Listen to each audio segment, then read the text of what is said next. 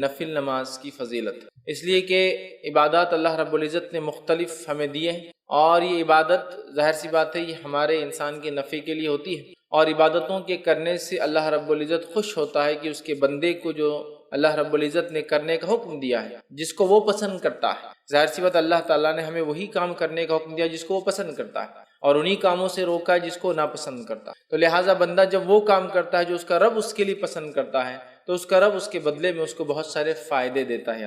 تو گویا عبادت کرنے سے ایک تو اللہ کی رضا حاصل ہوتی ہے اور دوسرا ہمارا اپنا فائدہ ہوتا ہے، سمجھ رہے آپ؟ تو کوئی بھی عبادت جو ایک مومن بندہ اپنی زندگی میں کرتا ہے تو اس کا ایک فائدہ تو یہ ہے کہ وہ اپنے رب کو راضی کرتا ہے، اس کا رب اس سے خوش ہوتا ہے اور پھر اس کو اجر الگ سے ملتا ہے۔ مطلب اللہ رب العزت جس عمل سے خوش ہوتا ہے اگر وہ ہمیں کہہ دیتا یہی کرو تو ہمیں تو کرنا پڑتا ہے چاہے اجر ملے یا نہ ملے، لیکن ہمیں فائدہ یہ ہوتا ہے کہ ہم اللہ کی عبادت کرتے ہیں اور اس کے ساتھ ساتھ اجر اور فائدہ بھی اٹھاتے ہیں۔ تو لہٰذا ہمیں چاہیے کہ بالخصوص نفل نماز، اس لیے کہ ہم جانتے ہیں اسلام کے اندر جو بنیادیں ہیں، اس کے جو ارکان ہیں، وہ بنیادیں جس کو ہم کہتے ہیں عام زبان میں وہ 5 ہیں۔ سب سے پہلے توحید ہے، اللہ کو ایک ماننا، شہادت جس کو کہتے ہیں، پھر اس کے بعد نماز قائم کرنا ہے نا۔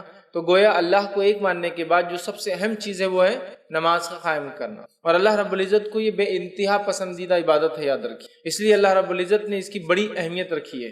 نماز کی تو ویسے یوں ہی بڑی اہمیت ہے، ہم سب جانتے ہیں کہ سارے اسلام کے ارکان یا احکام جو ہیں ان کا تعلق کہیں نہ کہیں چاند سے ہے۔ مطلب یہ کہ زکوٰۃ دینا ہے تو 1 سال گزر جائے، مطلب چاند 1 سال ہو جائے، 355 دن گزر جائے۔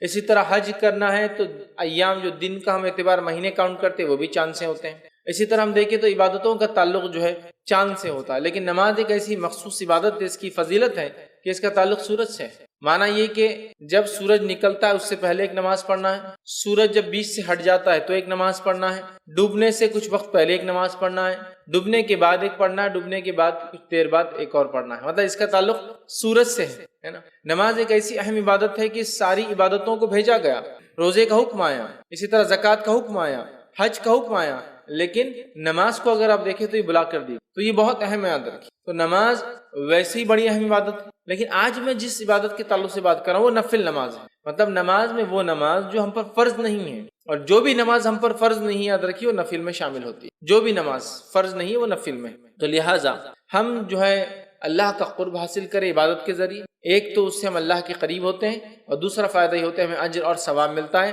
آخرت کے اعتبار سے بہت ساری خوبیاں اور بھلائیاں مجھے اور آپ کو حاصل ہوتی، یاد رکھیے۔ تو لہٰذا ہم کوشش کریں کہ خوب ڈٹ کر ہم اللہ تعالیٰ کی عبادت کریں، خوب ڈٹ کر، جتنا ہو سکتا ہے، جیسے ہو سکتا ہے اللہ کی عبادت کرنے کی ہم کوشش کریں، اس لیے کہ ہمارا رب اس سے راضی ہوتا ہے ہم سے، اور بہت سارے دوسرے فائدے بھی ہمیں ملتے ہیں۔ تو آئیے آج جو میں آپ کے سامنے بات رکھوں گا وہ ہے نفل نماز کی فضیلت، کہ نفل نماز کے پڑھنے سے کیا فائدے ہوتے ہیں۔ فضیلت سے آپ بات سمجھیں، اس سے کیا فوائد ملتے ہیں، کیا چیزیں انسان کو حاصل ہوتی ہے دنیاوی اعتبار سے اور اخروی اعتبار سے، ٹھیک ہے۔ تو آئیے نفل نماز کی کیا فضیلت ہے، اس سے کیا فائدے حاصل ہوتے ہیں، وہ میں آج آپ کے سامنے چند فائدے نفل نماز کے رکھوں گا۔ لیکن یقیناً یہی فائدے نہیں ہیں، اس کے علاوہ بھی بہت سارے فائدے قرآن اور سنت میں آتے ہیں۔ جب انسان کسی عبادت کو جو اس پر فرض نہیں ہے وہ کرتا ہے، اس کا رب اس سے راضی ہوتا ہے، ٹھیک ہے۔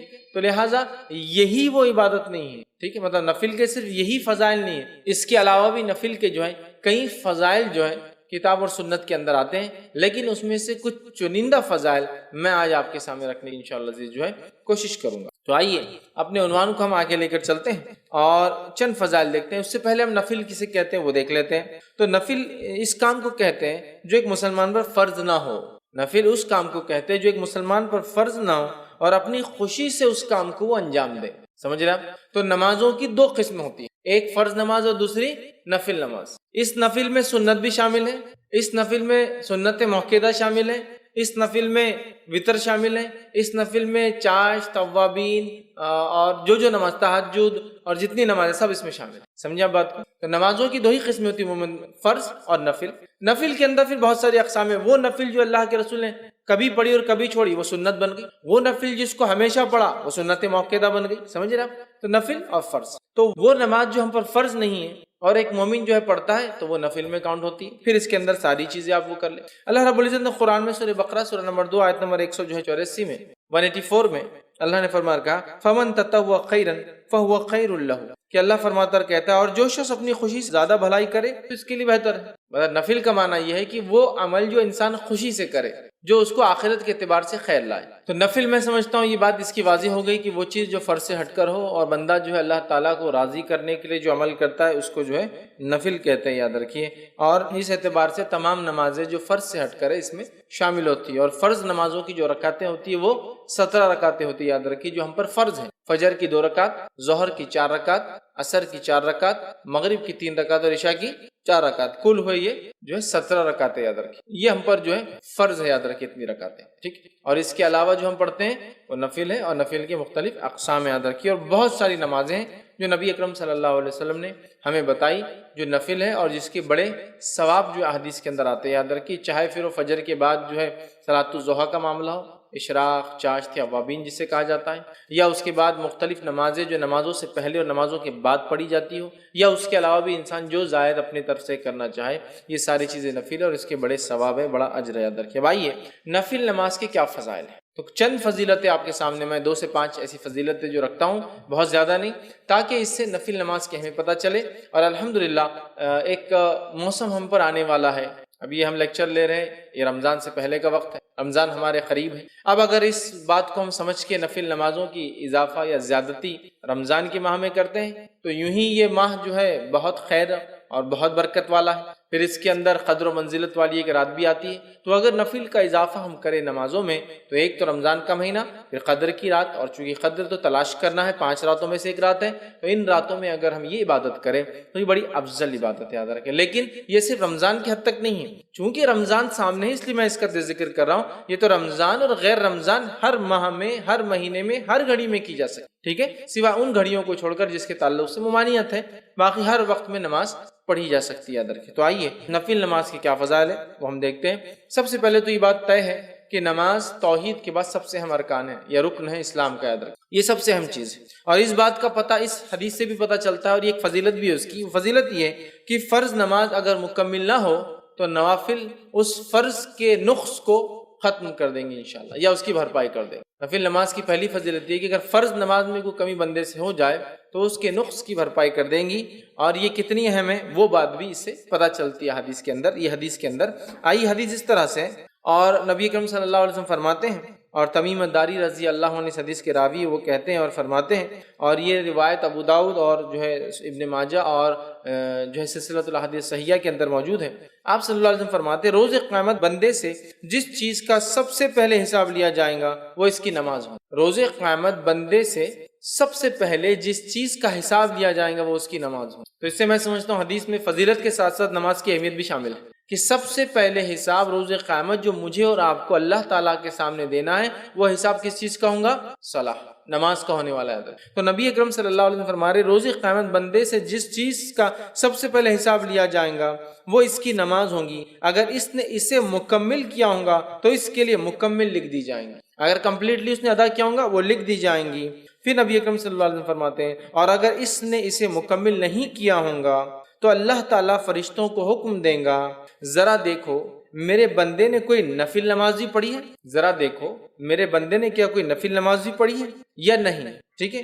اگر نفل نماز پڑھی ہے تو اس کے ذریعے اس کے فرض نمازوں کو مکمل کر دو، پھر زکوٰۃ کا اور اس کے بعد تمام اعمال کا بھی حساب اسی طرح سے لیا جائے گا۔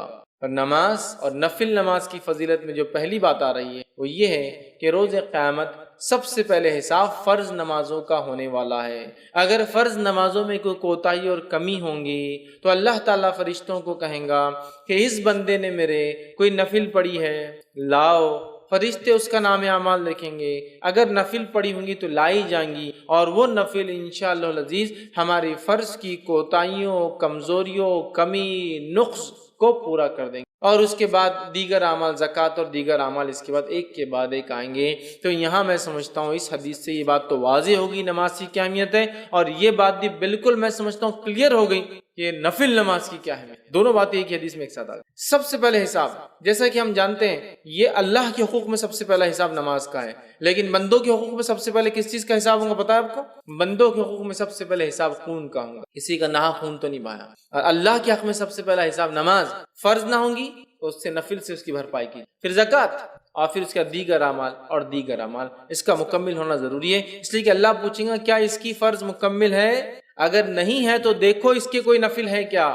تو لہٰذا اگر نفل نماز میں اور آپ پڑھتے ہیں تو خود بخود فرض نمازوں کے نقص کو ہم پورا کر رہے ہیں ایک طرح سے۔ مطلب یہ نمازیں انشاءاللہ عزیز ہمارے فرض میں کوئی کمی کوتاہی، خشوع میں، خضوع میں، قبولیت میں، یا پھر اس کی ادائیگی میں سنتوں کے چھوڑنے کی وجہ سے یا کسی اور قسم کا نقص یا کمی یا چھوٹ گئی ہوں گی، تو انشاءاللہ العزیز یہ نفل ضرور بھی ضرور اس کی تکمیل، اس کو پورا کرنے میں انشاءاللہ سپورٹیو ہوں گی، فائدہ مند ثابت ہوں گی۔ حدیث میں واضح الفاظ ہے، اللہ فرمائیں گا دیکھو اس کی کوئی نفل ہے کیا اگر فرض پوری نہیں ہے، اور پھر نفل دیکھی جائیں گی تو اس کے ذریعے اس کے فرض نمازوں کی کو مکمل کر دیا جائیں گا۔ اب فرض نمازیں کیوں مکمل نہیں؟ کئی وجوہات ہو سکتی، پڑھی نہیں سرے سے، خشوع اور خضوع نہیں تھا، کمزوری رہ گئی، پڑھی لیکن سنتوں کے مطابق، کچھ بھی ہو سکتا ہے۔ تو یہ نفل انشاءاللہ عزیز اس نماز کی تکمیل کے لیے ہمارے کام آئیں گی، تو اس بات کو ہم ذہن میں رکھیں اور خوب سے خوب نفل ادا کریں، اس نیت سے نہیں کہ فرض چھوٹ جائے تو وہ ہو جائیں گے، اس لیے کہ اللہ ہم سے راضی ہو، اور ساتھ میں ایک اور بینیفٹ فائدہ کہ اگر ہم سے کوئی فرض چھوٹ گیا ہوگا تو اللہ تعالیٰ اس کے ذریعے اس فرض کی بھرپائی کر دیں گے۔ یاد رکھیں کتنی اہم بات ہے، یاد رکھیں۔ تو لہٰذا نفل نماز کی پہلی فضیلت یہ ہے کہ فرض نمازوں میں اگر کوئی کوتاہی کمزوری رہ جائیں گی انشاءاللہ ہماری، تو یہ نفل نمازوں کے ذریعے اس کو ہم پورا کر سکتے ہیں، یاد رکھیں، ٹھیک ہے۔ آئیے نفل نماز کی دوسری فضیلت جو ہے، نماز نفل کے ذریعے درجات بلند ہوتے ہیں اور گناہ مٹا دیے جاتے ہیں۔ نماز نفل کے ذریعے درجات بلند ہوتے ہیں اور گناہ مٹا دیے جاتے ہیں۔ تو نفل نماز جو انسان پڑھتا ہے اس کے درجات بلند ہوتے ہیں اور اس کے گناہ مٹا دیے جاتے ہیں۔ ایک ہی حدیث میں دو فضائل آ رہے ہیں کہ نماز نفل پڑھنے سے درجات کی بلندی، گناہوں کی معافی۔ آئیے حدیث اس طرح سے، نبی اکرم صلی اللہ علیہ وسلم فرماتے ہیں، صوبان رضی اللہ عنہ اس کے راوی، وہ کہتے ہیں کہ رسول اکرم صلی اللہ علیہ وسلم فرمایا اور کہا، ٹھیک ہے، اور یہ ابن ماجہ کی روایت ہے، تم زیادہ سے زیادہ سجدے کیا کرو، کیونکہ تم اللہ تعالیٰ کی رضا کے لیے ایک سجدہ کرو گے تو وہ اس کے بدلے تمہارے ایک درجے کو بلند کریں گا اور تمہارے ایک گناہ کو مٹا دیں گا۔ تم اللہ کے لیے زیادہ سے زیادہ سجدے کیا کرو، اور یہاں سجدے سے مراد فرض نمازوں کے علاوہ نفل پڑھا کرو۔ تم زیادہ سے زیادہ سجدے کیا کرو مطلب زیادہ سے زیادہ نفل نمازیں پڑھا کرو، اس لیے کہ جب تم زیادہ نفل نماز پڑھتے ہو تو ایک فائدہ یہ ہوتا ہے کہ اس نفل نماز کی وجہ سے ایک درجہ بلند کر دیا جاتا ہے، 1 رینک ہائر کر دیا جاتا ہے آپ کا، اور ساتھ میں ایک گناہ مٹا دیا جاتا ہے۔ تو نفل نماز کی فضیلت دیکھیے، ایک ہی روایت کے نعرہ ہے، 2 فائدے ہم کو ملتے ہیں، ایک درجہ بلند ہوتا ہے اور دوسرا ایک گناہ میرا اور آپ کا معاف ہو جاتا ہے۔ یاد رکھیے، تو جب بندہ نماز پڑھتا ہے تو ایک گناہ اس کا معاف ہو جاتا ہے، یاد رکھیے، اور ایک درجہ جو ہے بلند ہو جاتا ہے، یاد رکھیے۔ اور کثرت سجود، مطلب آپ جو فرما رہے رسول اللہ صلی اللہ علیہ وسلم زیادہ سجدے کرو، اس سے مراد یاد رکھیے یہ نفل نماز ہے، مطلب زیادہ سجدے مطلب زیادہ نمازیں، اور زیادہ نمازیں مطلب فرض کے علاوہ نمازیں، زیادہ سجدے مطلب زیادہ نمازیں ہم کو پڑھنا ہے، اس بات کو ہمیں ذہن میں رکھنا ہے۔ خود نبی اکرم صلی اللہ علیہ وسلم کس کثرت سے نماز پڑھا کرتے تھے ہم سب جانتے ہیں، کس کثرت سے آپ نماز پڑھتے تھے ہم سب جانتے ہیں۔ اتنی آپ فرض کے علاوہ نفل نماز پڑھتے کہ آپ کے جو ہے پیر سوج جاتے ہیں، ورم آ جاتا ہے جس کو عام زبان میں، اتنی کثرت سے آپ نماز ادا کرتے کہ آپ کے پیر پھٹ جاتے، مطلب کھڑے رہنے کی وجہ سے۔ آپ اتنی کثرت سے نفل نماز پڑھتے کہ رات بھر آپ کبھی جاگتے۔ آپ اتنی کثرت سے نفل نماز پڑھتے اور اتنی لمبی پڑھتے کہ کچھ روایتوں میں آتا آپ سورۃ البقرہ، سورہ آل عمران اور سورہ نساء 3 صورتیں ایک نماز میں پڑھ لیتے، سمجھ رہے؟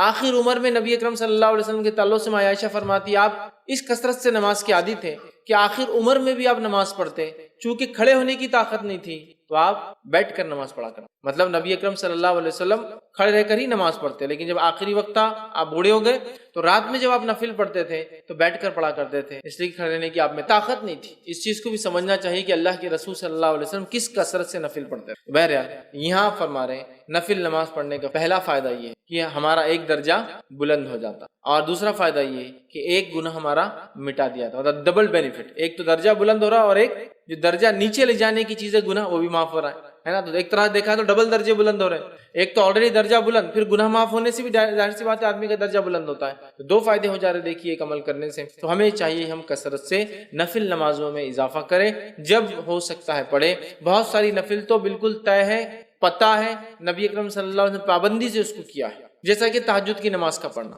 ہے نا۔ اس کے علاوہ رات میں نمازیں آپ پڑھا کرتے تھے، بلکہ ایک راوی کہتے ہیں جب رات میں دیکھو نبی اکرم صلی اللہ علیہ وسلم کو نماز پڑھتے ہوئے دیکھا گیا، عشاء کے بعد، رات کے بیچ میں اور فجر سے پہلے، مطلب ساری رات نبی اکرم صلی اللہ علیہ وسلم نماز الگ الگ وقتوں میں آپ پڑھتے رہے۔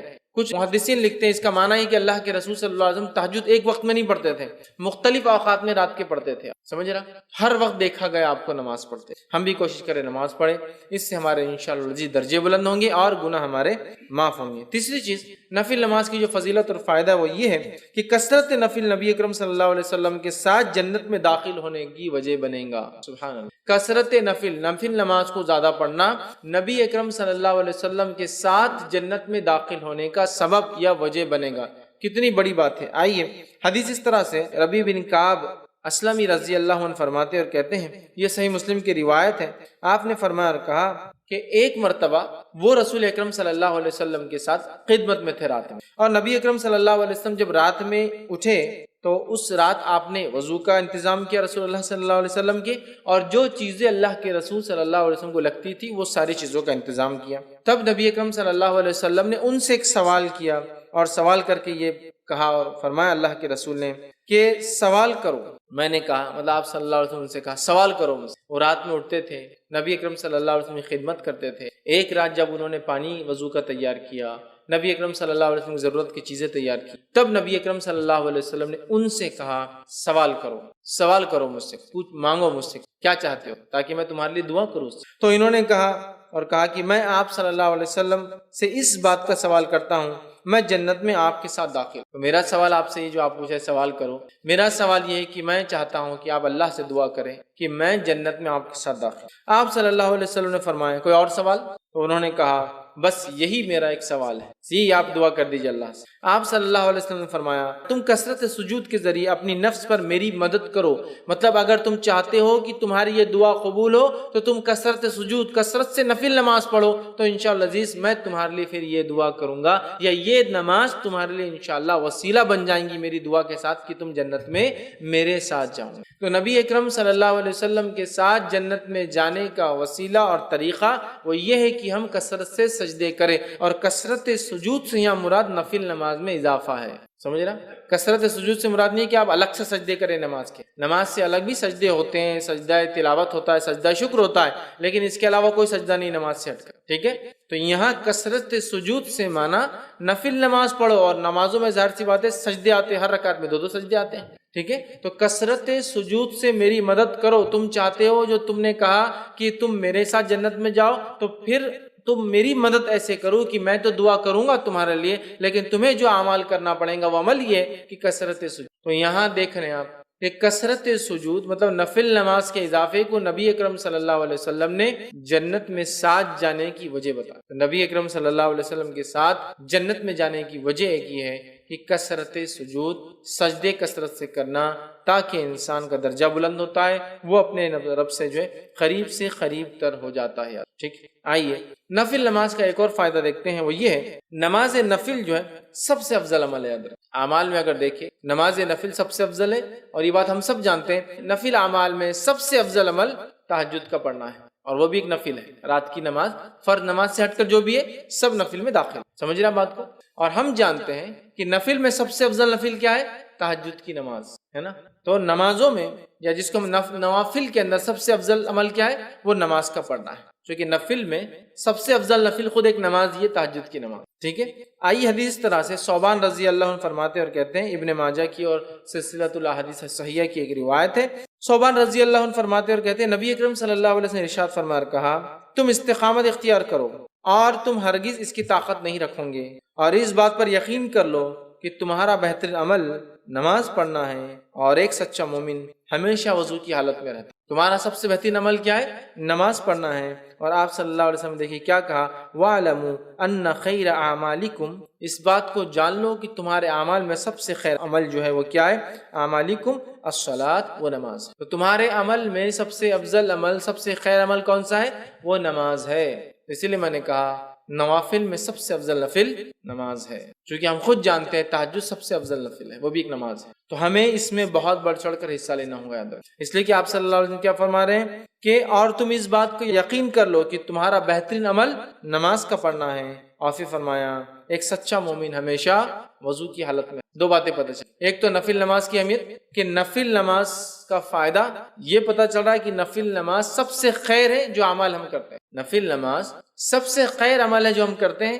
اور دوسرا پتہ چلا ایک سچا مومن ہمیشہ وضو کی حالت میں رہتا ہے. یاد رکھیں ہمیں چاہیے کوشش کریں ہم وضو سے رہیں. اور یاد رکھیے وضو ایک مستقل عبادت ہے. وضو ایک مستقل عبادت ہے. اس کا کیا معنی ہوا؟ اس کا معنی یہ ہوا کہ وضو ہر حال میں کیا جا سکتا ہے. یہ الگ بات ہے کہ کچھ وضو سے نماز نہیں پڑھی جائیں گی کیونکہ آپ اس حالت میں ہوتے کہ نماز پڑھی جائے کیونکہ آپ کو غسل نہیں ہے, لیکن اس حالت میں وضو کیا جائے گا کیونکہ وضو ایک مستقل عبادت ہے. اس کی دلیل نبی اکرم صلی اللہ علیہ وسلم کے تعلق سے آتا ہے کہ نبی اکرم صلی اللہ علیہ وسلم جب جنوبی حالت میں ہوتے آپ پر غسل واجب ہوتا اور اس کے بعد آپ نہاتے نہیں لیکن صبح اٹھ کے نہانے والے ہوتے تو آپ وضو کر کے سوتے. اگر وضو خالی نماز کے لیے خاص ہوتا الگ سے عبادت نہیں ہوتی تو آپ صلی اللہ علیہ وسلم وضو کرنے کی کیا ضرورت ہے سونے سے. اسی طرح آپ صلی اللہ علیہ وسلم دیکھا گیا کہ آپ جنوبی حالت میں ہوتے اور کچھ کھانا پینا چاہتے تو آپ وضو کرتے اور پھر کچھ کھاتے اور پیتے. اسی طرح آپ جنوبی حالت میں ہوتے اور صبح فجر میں اٹھ کے غسل لینا چاہتے تو آپ وضو کر سوتے. تو جب ایک انسان کو غسل ہی نہیں ہے پھر بھی وضو کیا جا رہا ہے اس کا مطلب وضو ایک مستقل عبادت ہے. ٹھیک ہے, تو کہا سچا مومن ہمیشہ وضو سے رہتا ہے. تو یہ ایک مومن کے سچا ہونے کی علامت ہے کہ بغیر وضو کے وہ نہیں رہتا ہے. اور باوضو رہنے کے کیا فائدے میں سمجھتا ہوں آپ سب جانتے ہیں. انشاءاللہ پھر کئی موقع ملا تو وضو کے کیا فائدے ہم دیکھیں گے, لیکن یہ بڑی اہم چیز ہے. یاد رکھیے وضو, سچا مومن وضو سے رہتا ہے اور تمہارے اعمال میں خیر عمل نماز ہے. ظاہر سی بات ہے یہ نفل کی بات ہو, فرض تو فرض ہی ہے اس کو بولنے کی ضرورت ہے. اور خیر جب یہاں کہا جا رہا تو یہ فرض کے بعد ہے, نہیں تو آپ سمجھیں گے فرض سے بھی آگے جا رہی ہے نفل. نہیں, بہت سے لوگ ایسا غلط بھی کرتے ہیں. بہت ساری باتوں کو جو حدیث میں نفل کے تعلق سے آتا ہے سمجھتے ہیں نفل اتنا آگے کہ فرض ان کو پھیکا نظر آتا ہے. ایسا نہیں ہے. یہ تمام چیزیں جو نوافل کی بات تذکرہ ہو رہا ہے یہ سب فرض کے بعد ہے. جیسا صدقات کے بڑے ثواب ہے لیکن یہ زکوٰۃ کے بعد ہے. زکوٰۃ فرض, ٹھیک ہے. عمرے کے بڑے فائدے لیکن حج کے بعد ہے. سمجھ رہے آپ, تو یہ فرائض کے بعد. تو نوافل کے بڑے فائدے نماز پڑھنے کے لیکن فرض کے بعد. نہیں تو کوئی پتہ چلا فرض ہی نہیں پڑھا اور نوافل پورے ادا کرا چکے اس کو فضیلتیں پتہ چل رہی قبول نہیں ہوں گی. یاد رکھیں جب تک فرض نہیں ہو. ٹھیک, اسی طرح نفل کا گھر میں پڑھنا گھر میں برکت لانے کا باعث ہو. بہت سارے لوگ بولتے ہیں تنگ دستی ہے, پریشانی ہے نا, برے حال ہے, برکت نہیں ہے, برکت چھن گئی, وقت کی برکت, کھانے کی برکت, اولاد کی برکت, ہر چیز کی برکت چھن گئی ہے. یہ چیز کی گارنٹی یہ چیز کی گواہی تو ہم سب دیں گے. آج برکتیں چھن گئی ہے, بہت ساری برکت. یاد رکھیں تو ہمیں کیا کرنا ہے, اس بات کو سمجھنا ہے کہ نفل نماز گھر میں برکت لانے کا ایک ذریعہ ہے. آئیے حدیث اس طرح سے کہ نبی اکرم صلی اللہ علیہ وسلم فرماتے, صحیح مسلم کی روایت ہے اور جابر رضی اللہ عنہ حدیث کے راوی فرماتے اور کہتے ہیں تم میں سے, آپ صلی اللہ علیہ وسلم فرمایا, وہ کہتے ہیں آپ نے فرمایا تم میں سے کوئی شخص جب مسجد میں نماز پڑھے تو اپنی نماز کا کچھ حصہ اپنے گھر کے لیے بھی رکھے, کیونکہ گھر میں کچھ نماز ادا کرنے سے اللہ تعالیٰ گھر میں خیر و بھلائی کو لاتا ہے, خیر کو لاتا ہے, برکت کو لاتا ہے. آپ سن کیا فرما رہے ہیں, تم میں سے ہر شخص پوری نماز یہاں نہ پڑھ لے, کچھ نماز کو باقی رکھے. اور کہاں جا کے پڑھے, گھر جا کے پڑھے. یہ کس کو کہا جا رہا ہے, مردوں کو. عورتیں تو گھر میں نماز عورتیں گھر میں ہی پڑھتی عموماً, لیکن مردوں سے کہا جا رہا ہے تم میں سے کوئی شخص پوری نماز یہاں نہ پڑھے. اور اگر کوئی عورت ہمیشہ مسجد جا کے نماز پڑھتی ہے تو اس کے لیے بھی بات ہو جائیں گی. بہت سارے علاقوں ملکوں میں مسجد میں بالکل نظم ہوتا ہے, اس کے لیے بات ہوگی کہ پوری نماز سے مراد فرض نماز کے علاوہ جو نمازیں پڑھتے ہو ان نمازوں کو پورا مسجد میں نہ پڑھا کرو, کچھ باقی رہنے دیا کرو. اور کہاں پڑھو, جا کر گھر جا کر پڑھا کرو. اور فرمایا اس لیے کہ گھر میں یہ خیر اور بھلائی لانے کا سبب بنتی ہے یہ نماز. تو گھر میں خیر اور بھلائی آتی ہے. اب ان لوگوں کے گھر کا کیا حال ہوگا جو نہ فرض پڑھتے ہیں, تو نفل تو بات کی بات ہوئی نا. بہت سارے لوگ بتاتے ہیں خیر اور برکت سے وہ محروم ہو چکے ہیں, اس لیے ہم خیر و برکت سے محروم ہو چکے ہیں کہ نماز جیسے افضل عمل کو ہم بالکل دھڑلے سے جو ہے چھوڑ رہے ہیں. نفل تو وہ پڑھیں گا نا جو فرض پڑھتا ہے. تو آج فرض کا کیا حال ہے, کتنے فرض مسلمان نماز پڑھ رہے ہیں مجھے بتانے کی بہرحال ضرورت نہیں ہے. زیادہ سے زیادہ جو نماز سب سے زیادہ دن میں پڑھی جاتی ہے, جو مردوں کا حال ہے, عورتوں کا نہیں جانتا ہوں میں, مردوں کا حال ہے وہی مغرب کی نماز پڑھی جاتی ہے. کیونکہ مسجد بھری ہوتی ہے اس سے اندازہ ہو جاتا ہے کہ مغرب سب سے زیادہ پڑھی جاتی ہے. کیوں مغرب پڑھتے ہیں, شاید اس لیے کہ اذان کے بعد وقت کم ہوتا ہے تو شیطان کو موقع نہیں ملتا شاید بہکانے کا, فوراً وضو کیا اور نماز ہو گئی. اس کے علاوہ نمازوں میں آپ کو لوگ اتنی تعداد میں نظر نہیں آئیں گے, سب سے کم فجر میں, اس کے بعد تھوڑی تعداد ظہر میں آپ کو ملیں گی, اس کے بعد گرمی اگر زیادہ ہے تو اثر میں کم ملیں گی, اور گرمی اگر کم ہے تو اثر میں بھی تھوڑی اور بڑھ جائیں گی تعداد, اور مغرب میں سب سے زیادہ. اور عشاء کے اندر پڑھ لیا نہیں پڑھ لیا. عشاء اور فجر کا عموماً کبھی کبھار ایک جیسا ہوتا ہے سوائے بازاروں کو چھوڑ کے. بازاروں میں عشاء میں بھی کافی لوگ ہوتے ہیں چونکہ وہاں سارے لوگ جمع ہوتے ہیں, لیکن عموماً اکثر علاقوں میں جہاں آبادیاں نہیں ہیں عشاء اور فجر کا حال کچھ ایک جیسے ہی نظر آتا ہے. تھوڑی تھوڑی پبلک، بس تھوڑے بہت، جیسا جو محلوں کے اندر مسجدیں ہیں، فجر میں 10-15 تو عشاء میں بھی 10-15، یہ حال ہے۔ تو اندازہ لگائیے کتنے بڑے خیر سے محروم ہے۔ جب نفل خیر لا سکتا ہے تو فرض کیا کیا لاتا ہوں گا؟ فرض تو پھر فرض ہی ہے نا۔ جب اگر نماز جو نفل ہے وہ اتنا کچھ لا سکتی ہے تو جو فرض ہے وہ کیا کچھ نہیں لا سکتی، اس بات کو یاد رکھیں۔ میرا ایک پورا اس پر عنوان تھا نماز کی اہمیت، اور اس میں میں نے نماز کو پڑھنے کے فائدے اور چھوڑنے کے سارے نقصانات گنوائے ہیں۔ بہرحال نماز بہت بہت بہت بہت افضل چیز ہے، یاد رکھیے، اسے نہیں چھوڑنا چاہیے۔ اور یہاں اللہ کے رسول صلی اللہ علیہ وسلم فرما رہے ہیں کچھ حصہ گھر میں پڑھ لیا کرو، اس لیے کہ صحابہ اکثر پوری نمازیں پھر مسجد نبوی میں پڑھ لے رہے تھے۔ جب اللہ کے رسول نے یہ بات بیان کی تو صحابہ نے پھر اپنے گھروں میں بھی نماز کو پڑھنا شروع کیا، اور نفل مراد ایسے یاد رکھی، فرض نہیں یاد رکھی۔ اسی طرح ایک اور روایت میں آتا ہے، یہ روایت جو ہے صحیح مسلم کی ہے، اور اس میں جو ہے زید بن ثابت رضی اللہ عنہ فرماتے اور کہتے ہیں کہ نبی اکرم صلی اللہ علیہ وسلم نے ارشاد فرما کہا، اے لوگو تم اپنے گھروں میں بھی نماز پڑھا کرو، مطلب نفل نماز، کیونکہ آدمی کی سب سے افضل نماز وہ ہے جسے وہ اپنے گھر میں ادا کرتا ہے سوائے فرض نماز کی۔ آدمی کی سب سے افضل نماز وہ ہے، آدمی کی سب سے افضل نماز وہ ہے جو وہ گھر میں پڑھتا ہے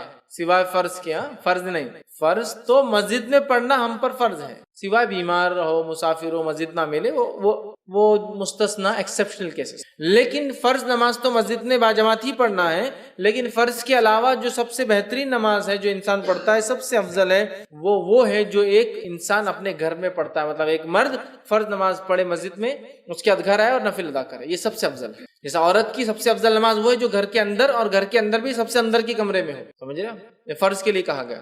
ویسے عورتیں مسجد میں فرض پڑھ سکتی ہے، اس میں کوئی ممانعت، کوئی روک نہیں ہے، لیکن سب سے افضل وہ ہے جو گھر کے اندر اور اس کے اندر کے کمرے میں فرض پڑھی جائے۔ تو مرد کے لیے فرض نماز مسجد میں پڑھنا ہے، لیکن اس کی افضل نماز وہ ہے جو گھر میں نفل پڑھتا ہے۔ تو لہٰذا مردوں کو چاہیے، اگر گھر سے قریب نماز پڑھتے ہو، چلیے بھائی ظہر اور عصر اور مغرب میں تو ہم باہر ہوتے ہیں، تجارت کاروبار میں ہوتے ہیں، عشاء میں اگر آتے ہو تو کم از کم عشاء کی تو پڑھیے، آ کے جو فرض ہوگی عشاء کی مسجد میں، یا عشاء کو جانے سے پہلے، عشاء سے پہلے کی 4 گھر میں پڑھ کے جائیے، عشاء مسجد میں پڑھی آپ نے، واپس آ کے گھر میں پڑھی، باقی سب سے افضل ہے یاد رکھ۔ لیکن کوئی ضروری نہیں ہے، اگر لگتا ہے گھر جانے سے چھوٹنے کا چانس ہے، لوگ آئے ہوئے، ایک الگ شکل ہے، لیکن کوشش کرنا چاہیے، اس لیے کہ انسان کی سب سے افضل نماز وہ ہے جو وہ گھر پڑھتا ہے۔ مطلب ایک مرد کی سب سے افضل نماز گھر میں پڑھتا ہے سوائے فرض نماز کے، فرض اس میں انکلوڈیڈ نہیں ہے، فرض تو مسجد میں ہی پڑھنا ہے، ٹھیک ہے؟ تو لہٰذا ہم کوشش کریں نماز کا کچھ حصہ نفل ضرور ہم گھر، چاہے نماز کو جانے سے پہلے والے ہوں یا نماز کو جانے کے بعد ہو، یا اس کے علاوہ کوئی نفل نماز۔ اور اس کا فائدہ یہ کہ بچے بھی دیکھ کر نماز سیکھتے ہیں اپنے مردوں سے، ماؤں کو تو دیکھتے ہیں، والد کو بھی دیکھیں گے، اس بہانے مردوں کو بھی دیکھیں گے۔ اسی طرح صحیح مسلم کی ایک اور روایت ہے، نبی اکرم صلی اللہ علیہ وسلم نے فرمایا اور کہا، اس کے الفاظ ہیں، تم اپنے گھروں میں بھی نماز ضرور پڑھا کرو، مردوں سے آپ کہہ رہے ہیں، کیونکہ آدمی کی بہترین نماز وہ ہے جو اپنے گھر میں پڑھے سوائے فرض نماز۔ تم میں سے کچھ لوگ یا تم لوگ اپنی نمازوں میں کچھ نمازیں ضرور اپنے گھروں میں پڑھا کرو۔ یہ نماز کون سی ہے؟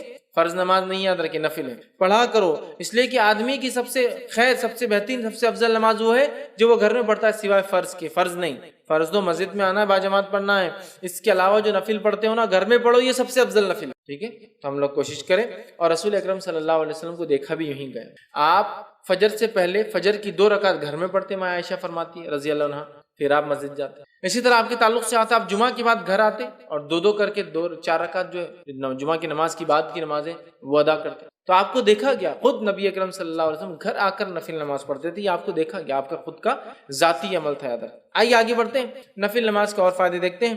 نفل عبادت کرنے سے بندے کی طرف اللہ کی محبت کھینچی چلی آتی۔ جب بندہ نفل نماز پڑھتا ہے تو اللہ کی محبت اس کی طرف کھینچی چلی، اور اس حدیث میں وضاحت بھی ہے، فرض کا مقام بھی بتایا جا رہا ہے، لیکن نفل کے فضائل بھی بتایا جا رہے ہیں نا، ورنہ اگر صرف نفل کے فضائل دیکھے تو کبھی ہوتا ہے نا، ارے فرض نہیں بھی کرے چلتا شاید، یہ جیسا کہ محرم کے 2 روزے رکھ لے تو 1 سال کے گناہ کا کفارہ ہے، ارے پھر تو 1 سال بولے تو اگلے سال کے لیے تو اب یہ سال کی معاف کرا لیتے، اگلے سال پھر رکھ لیں گے تو یہ سال کی معاف۔ تو کیا نماز نہ پڑھنے سے، فرض روزے نہ رکھنے سے، فرض نماز نہ پڑھنے کے بعد بھی کیا محرم کی 2 روزوں کا اجر و ثواب ملیں گا؟ ہرگز نہیں، ہرگز نہیں، ہے نا؟ ذی الحجہ کے اندر جو ہے عرفے کا روزہ 2 سال کے گناہ کا کفارہ ہے، تو کیا وہ شخص جو فرض نمازیں نہیں پڑھتا ہے، فرض روزے نہیں رکھتا ہے، فرض زکوٰۃ نہیں دیتا ہے، تو کیا اس کو یہ کفارہ ہوگا 2 سال کے گناہوں کا؟ ہرگز نہیں۔ یہ بات میں کیوں کہہ رہا، بہت سارے لوگ نوافل کے فضائل دیکھ کر اتنے خوش ہو جاتے ہیں کہ فرض چھوڑ دیتے ہیں۔ تو یہ حدیث میں دونوں باتیں ایک ساتھ آ رہی ہیں، آپ غور سے سنیے نفل کی اہمیت، غور سے سنیے۔ نبی اکرم صلی اللہ علیہ وسلم فرماتے ہیں، اور بخاری کی یہ روایت ہے، اللہ تعالیٰ فرماتا ہے، حدیث قدسی، اللہ تعالیٰ فرماتا ہے، جو شخص میرے دوست سے دشمنی کرتا ہے میں اس کے خلاف اعلان جنگ کر دیتا ہوں۔ کیا فرمایا اللہ تعالیٰ؟ جو میرے دوست سے دشمنی کرتا ہے میں اس کے خلاف اعلان جنگ کر دیتا ہوں۔ مطلب جو اللہ کے ولی ہوتے ہیں، اور یقین اللہ کے ولی ہوتے ہیں، اللہ کے دوست ہوتے ہیں، یاد رکھیے اللہ کے ولی ہوتے ہیں، تو اللہ تعالیٰ فرما رہا ہے جو میرے دوست سے دشمنی کرتا ہے، اور اللہ کے دوست کون ہے؟ جو تقوی اختیار کرتے ہیں۔ ایمان والے ہونا پہلی شرط، وہ تقوی اختیار کرتے ہیں اور ہر کام سنت کے مطابق، ٹھیک ہے؟ تو بہرحال ورنہ میں اس لیے کہہ رہا ہوں اللہ کے دوست، ورنہ ہمارے پاس جو سنت کی مخالفت کرتا ہے، نماز کبھی نہیں پڑھتا ہے، تقوی تو ہے ہی نہیں دور دور تک، اس کو ولی مانتے ہیں۔ اس لیے میں وضاحت کر رہا ہوں، ایمان والا جیسا حق ہے، تقوی اختیار کرنے والا انسان اور سنت کے مطابق اعمال کر۔ تو بہرحال اللہ تعالیٰ فرما رہا ہے جو میرے دوست سے دشمنی کرتا ہے میں اس سے اعلان جنگ۔ اب اندازہ لگائیے اللہ کا جو دوست ہوتا ہے اس کو اگر دنیا میں کوئی چھیڑتا ہے یا اس سے دشمنی کوئی کرتا ہے، اللہ تعالیٰ اس کے خلاف اعلان جنگ کر دے۔ کیسے کرتا ہے؟ وہ جس نے دیکھا نتیجے اس کے سمجھ میں آتے ہیں۔ انبیاؤں کے ساتھ جس نے برا سلوک کیا ان کے نتیجے دیکھ لیجئے، صحابہ کے ساتھ جس نے برا سلوک کیا کیسی کیسی موتیں مرے ان کی زندگی دیکھ لیجئے، سلف صالحین پہ جس نے ظلم کیا ان کی زندگیوں کا مطالعہ کرے، خاص طور سے ان کی موتیں دیکھے، اور اس کے بعد معصوم مسلمانوں پہ جس نے بھی ظلم کیا ان کی زندگی کی حالت دیکھیے، آپ کہیں گے واقعی میں اللہ تعالیٰ کیسا بدلہ لیتا ہے۔ چونکہ اللہ تعالیٰ جب دشمنی لیتا ہے اس کے خلاف تو وہ دشمنی واقع میں نبھاتا بھی ہے، سمجھ رہا بات کو، ہر طرف سے اس کو جو ہے چت کر دیتا ہے اس دنیا کی۔ تو بہرحال اللہ تعالیٰ فرما رہا ہے جو شخص میرے دوست سے دشمنی کرتا ہے اس کے خلاف میں اعلان جنگ کرتا ہوں۔ تو ایک بات ہمیشہ ذہن میں رکھنی چاہیے، اللہ کے نیک بندوں کے خلاف کوئی چال نہیں چلنا چاہیے، اس لیے کہ جب ہم اللہ کے نیک بندوں کے خلاف چال چلتے ہیں در حقیقت اللہ ہمارے خلاف اعلان جنگ کر دیتا ہے۔ ہوتا ہے نا بہت سارے لوگ، نیک لوگ خواہ تنگ کرتے ہیں زمین کے معاملات میں، اس میں احتیاط کرنا چاہیے، آپ خطرناک زون میں جا رہے ہیں، آپ کو تکلیف ہو سکتی ہے، ٹھیک ہے؟ آگے آئیے سنیے، اللہ تعالیٰ فرماتا ہے اور میرا بندہ سب سے زیادہ میرا تقرب اس چیز کے ساتھ حاصل کرتا ہے جسے میں نے فرض کیا ہے۔ اللہ تعالیٰ فرما رہا ہے میرا بندہ سب سے قریب مجھ سے تب ہوتا ہے جب وہ میری فرض کردہ چیزوں کو پورا کرتا ہے۔ اللہ تعالیٰ فرما رہا ہے میرا بندہ میرے سب سے قریب کب آتا ہے؟ جب وہ چیز کرتا ہے جو میں نے اس پر فرض کی ہے۔ تو آپ فرما اللہ تعالیٰ فرمایا میرا تقرب میرا بندہ سب سے زیادہ حاصل کرتا ہے اس چیز کے ذریعے جو میں نے اس پر فرض کیا ہے، یعنی فرائض کے ساتھ میرا تقرب حاصل کرنا ہی مجھ سے سب سے زیادہ میں، مطلب فرائض کے ذریعے میرا تقرب حاصل کرنا یہ مجھے سب سے زیادہ پسند اللہ اعلان کا ہے۔ آگے آئیے پھر اللہ تعالیٰ فرما رہا ہے حدیث قدسی ہے اور میرا بندہ نوافل کے ذریعے میرا تقرب حاصل کرتا، فرض سے سب سے زیادہ، لیکن نوافل سے بھی کرتا ہے فرض کے بعد، مطلب فرض جو ادا کرتا ہے اس کی نفل قبول ہوتی ہے، بات بھی یاد رکھیں۔ پھر اللہ فرماتا ہے پھر جب اور میرا بندہ نوافل کے ذریعے میرا تقرب حاصل کرتا رہتا ہے یہاں تک کہ میں اس سے محبت کر لیتا ہوں۔ میرا بندہ پہلے تو فرض کرتا ہے، میرا تقرب حاصل کر لیتا ہے، چونکہ فرض سے ہی میں سب سے زیادہ قریب ہوتا ہوں بندوں کے، یہ مجھے سب سے زیادہ محبوب ہے۔ پھر میرا بندہ نفل پڑھتا ہے اور نفل پڑھ کر میرا تقرب حاصل کرتا ہے، اتنا تقرب حاصل کرتا ہے کہ میں بھی اس سے محبت کرنا شروع کر دیتا ہوں نوافل کے۔ اب آگے سن، تو میں بھی اس سے محبت کر لیتا ہوں، پھر جب میں اس سے محبت کر لیتا ہوں، فرض سب سے زیادہ اللہ کو پسند عمل ہے، سب سے زیادہ قریب بندہ فرض سے آتا ہے، لیکن فرض سے جو قریب آنے کے بعد بھی جو نفل پڑھے وہ ٹاپ موسٹ چل جاتا ہے۔ بولنے کا مطلب یہ ایک انسان صرف فرض بھی کرے تو اللہ سے قریب ہوتا ہے، لیکن فرض کے بعد جو نفل پڑھے وہ ٹاپ موسٹ لیول تک پہنچ جاتا ہے اللہ کے قریب، اتنا کہ اللہ تعالیٰ اس سے محبت کرنے لگتا ہے۔ اور اللہ فرماتا ہے اور جب میں اس سے محبت کرنے لگتا ہوں تو میں اس کا کان بن جاتا ہوں جس سے وہ سنتا ہے۔ اس حدیث کو غلط معنی مت دیجیے کہ واقعے میں اللہ اس کے اندر حلول کر جاتا ہے، مطلب وہ وہی باتیں سنتا ہے جو میں چاہتا ہوں کہ وہ سنے، کوئی غلط بات نہیں سنتا۔ تو اللہ فرماتا ہے میں اس کا کان بن جاتا ہوں جس سے وہ سنتا ہے، اس کی آنکھ بن جاتا ہوں جس سے وہ دیکھتا ہے، اس کی آنکھ بن جاتا ہوں جس سے وہ دیکھتا ہے۔ عثمان بن عفان رضی اللہ عنہ فرمایا کرتے تھے کہ مومن کی فراست اس کی نظروں سے بچا کرو، اس لیے کہ مومن جو ہوتا ہے نا اس کی آنکھوں سے چیزوں کو پہچان لیتا ہے۔ بہت سارے سلف کے واقعات ہیں، لوگوں کو چہروں کو ان کی حالت دیکھ کر پہچان لیتے تھے کیا پرابلمس ہیں، اس لیے نہیں کہ ان کو غائب کا نعوذ باللہ، لیکن اللہ تعالیٰ نے ان کو وہ صلاحیت دے دی۔ ہوتا ہے نا لوگ بولتے رہے ایک ڈاکٹر ہے ہاتھ لگاتے تشخیص کر لیتا ہے، چہرہ دیکھتے انہوں نے پہچان لیا کیا ہوگا، یا سوال کرتے دیکھو جواب وہی آیا جو سوال تھا، حالانکہ اس میں یہ بات نہیں کہی گئی تھی، یہ ساری چیز ٹھیک ہے۔ تو یہاں دیکھیے اللہ کے رسول صلی اللہ علیہ وسلم کیا فرما رہے ہیں کہ اللہ تعالیٰ فرما رہا ہے میں اس کی آنکھ بن جاتا ہوں جس سے وہ دیکھتا ہے، اس کا ہاتھ بن جاتا ہوں جس کے ذریعے وہ پکڑتا ہے، مطلب وہی دیکھتا ہے جو اللہ چاہتا ہے، وہی سنتا ہے جو اللہ چاہتا ہے، وہی پکڑتا ہے جو اللہ چاہتا ہے۔ مطلب مومن ہر وہ کام نفل کے ذریعے اللہ سے محبت حاصل کر کے اللہ اس کے ریٹرن میں اس کو ہر وہ چیز کرواتا ہے جو اس کا رب اس سے صرف پسند کرتا ہے، اس کے علاوہ نہ کچھ سنتا ہے، نہ کچھ دیکھتا ہے، نہ کچھ پکڑتا ہے۔ تو میں اس کا ہاتھ بن جاتا ہوں جس کے ذریعے وہ پکڑتا ہے، اور اس کا پاؤں بن جاتا ہوں جس کے ذریعے وہ چلتا ہے۔ مطلب مومن چلیں گا بھی تو اب سیدھے راستے پر، چونکہ اب وہ غلط راستے پر نہیں جائیں گا، چونکہ نفل کے ذریعے وہ اللہ کی محبت حاصل کر چکا ہے۔ اللہ کی محبت جو بندہ حاصل کر لیتا ہے، اس کا رب کا فضل اس پہ یہ ہوتا ہے کہ وہ ہر وہ کام کرتا ہے جو اس کا رب چاہتا ہے، اس کے علاوہ وہ کچھ نہیں کرتا۔ یہاں جو ہے اس سے وہ چلتا ہے، ان تمام اعضاء کو اپنی اطاعت میں لگا دیتا ہے، اور اگر وہ مجھ سے سوال کرتا ہے تو میں ضرور بھی ضرور اس کو عطا کرتا ہوں۔ اگر وہ مجھ سے سوال کرتا ہے تو میں ضرور بھی ضرور اس کو عطا کرتا ہوں، معلوم، ضرور بھی ضرور عطا کرتا ہوں اگر وہ مجھ سے سوال کرتا ہے۔ کون سا بندہ؟ فرائض کے بعد نفل کا اہتمام کر کے رب سے محبت حاصل کر لینے والا بندہ، دیکھتا ہے تو وہی جو اس کا رب چاہتا ہے، سنتا ہے وہی جو اس کا رب چاہتا ہے، پکڑتا ہے وہی جو اس کا رب چاہتا ہے، چلتا ہے اسی راہ پر جس پہ رب چاہتا ہے، اور جب وہ مانگتا ہے تو اس کا رب اس کی جو ہے ضرور بھی ضرور اس کو عطا کر دیتا ہے۔ اور اگر وہ میری پناہ طلب کرے تو میں یقیناً اس کو پناہ دے دیتا، اور اگر وہ میری پناہ طلب کرتا ہے، دعا میں خاص دعا یاد رکھی، پناہ مانگ مصیبت کے وقت، تو اگر وہ میری پناہ مانگتا ہے تو میں اسے پناہ دے دیتا ہوں۔ سبحان اللہ، کتنے بڑے بڑے فضائل ہے نفل کو ادا کریں، کتنے بڑے بڑے فضائل، اندازہ لگائیے، ہے نا۔ اللہ کو سب سے زیادہ محبوب عمل لیکن کون سا ہے؟ فرض ہے، یاد رکھیے، فرض نماز، مال میں فرض عبادت زکوٰۃ، ہے نا۔ اس کے بعد اللہ تعالیٰ نے رمضان کے ایک مہینے کے روزے، اس کے بعد حج، سب سے زیادہ محبوب عمل۔ اس کے بعد یہ کرنے کے بعد بندہ نفل کے اندر دوڑتا ہے، آگے بڑھتا ہے۔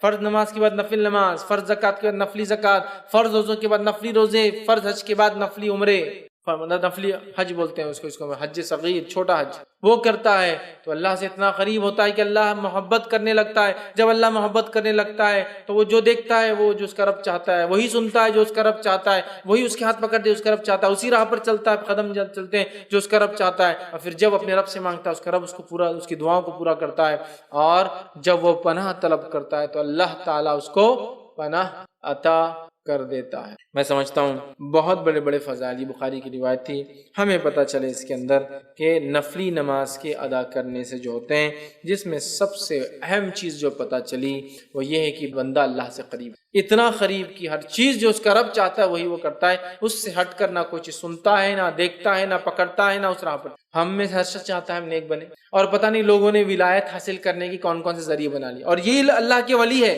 چونکہ شروع میں اللہ نے کیا کہہ دیا کہ اللہ کے رسول فرماتے ہیں، اللہ تعالیٰ فرماتے جو شخص میرے دوست سے دشمنی کرتا ہے میں اس سے اعلان جنگ کرتا ہوں، اور پھر آگے اس کی بعد صفت دوست کون ہے؟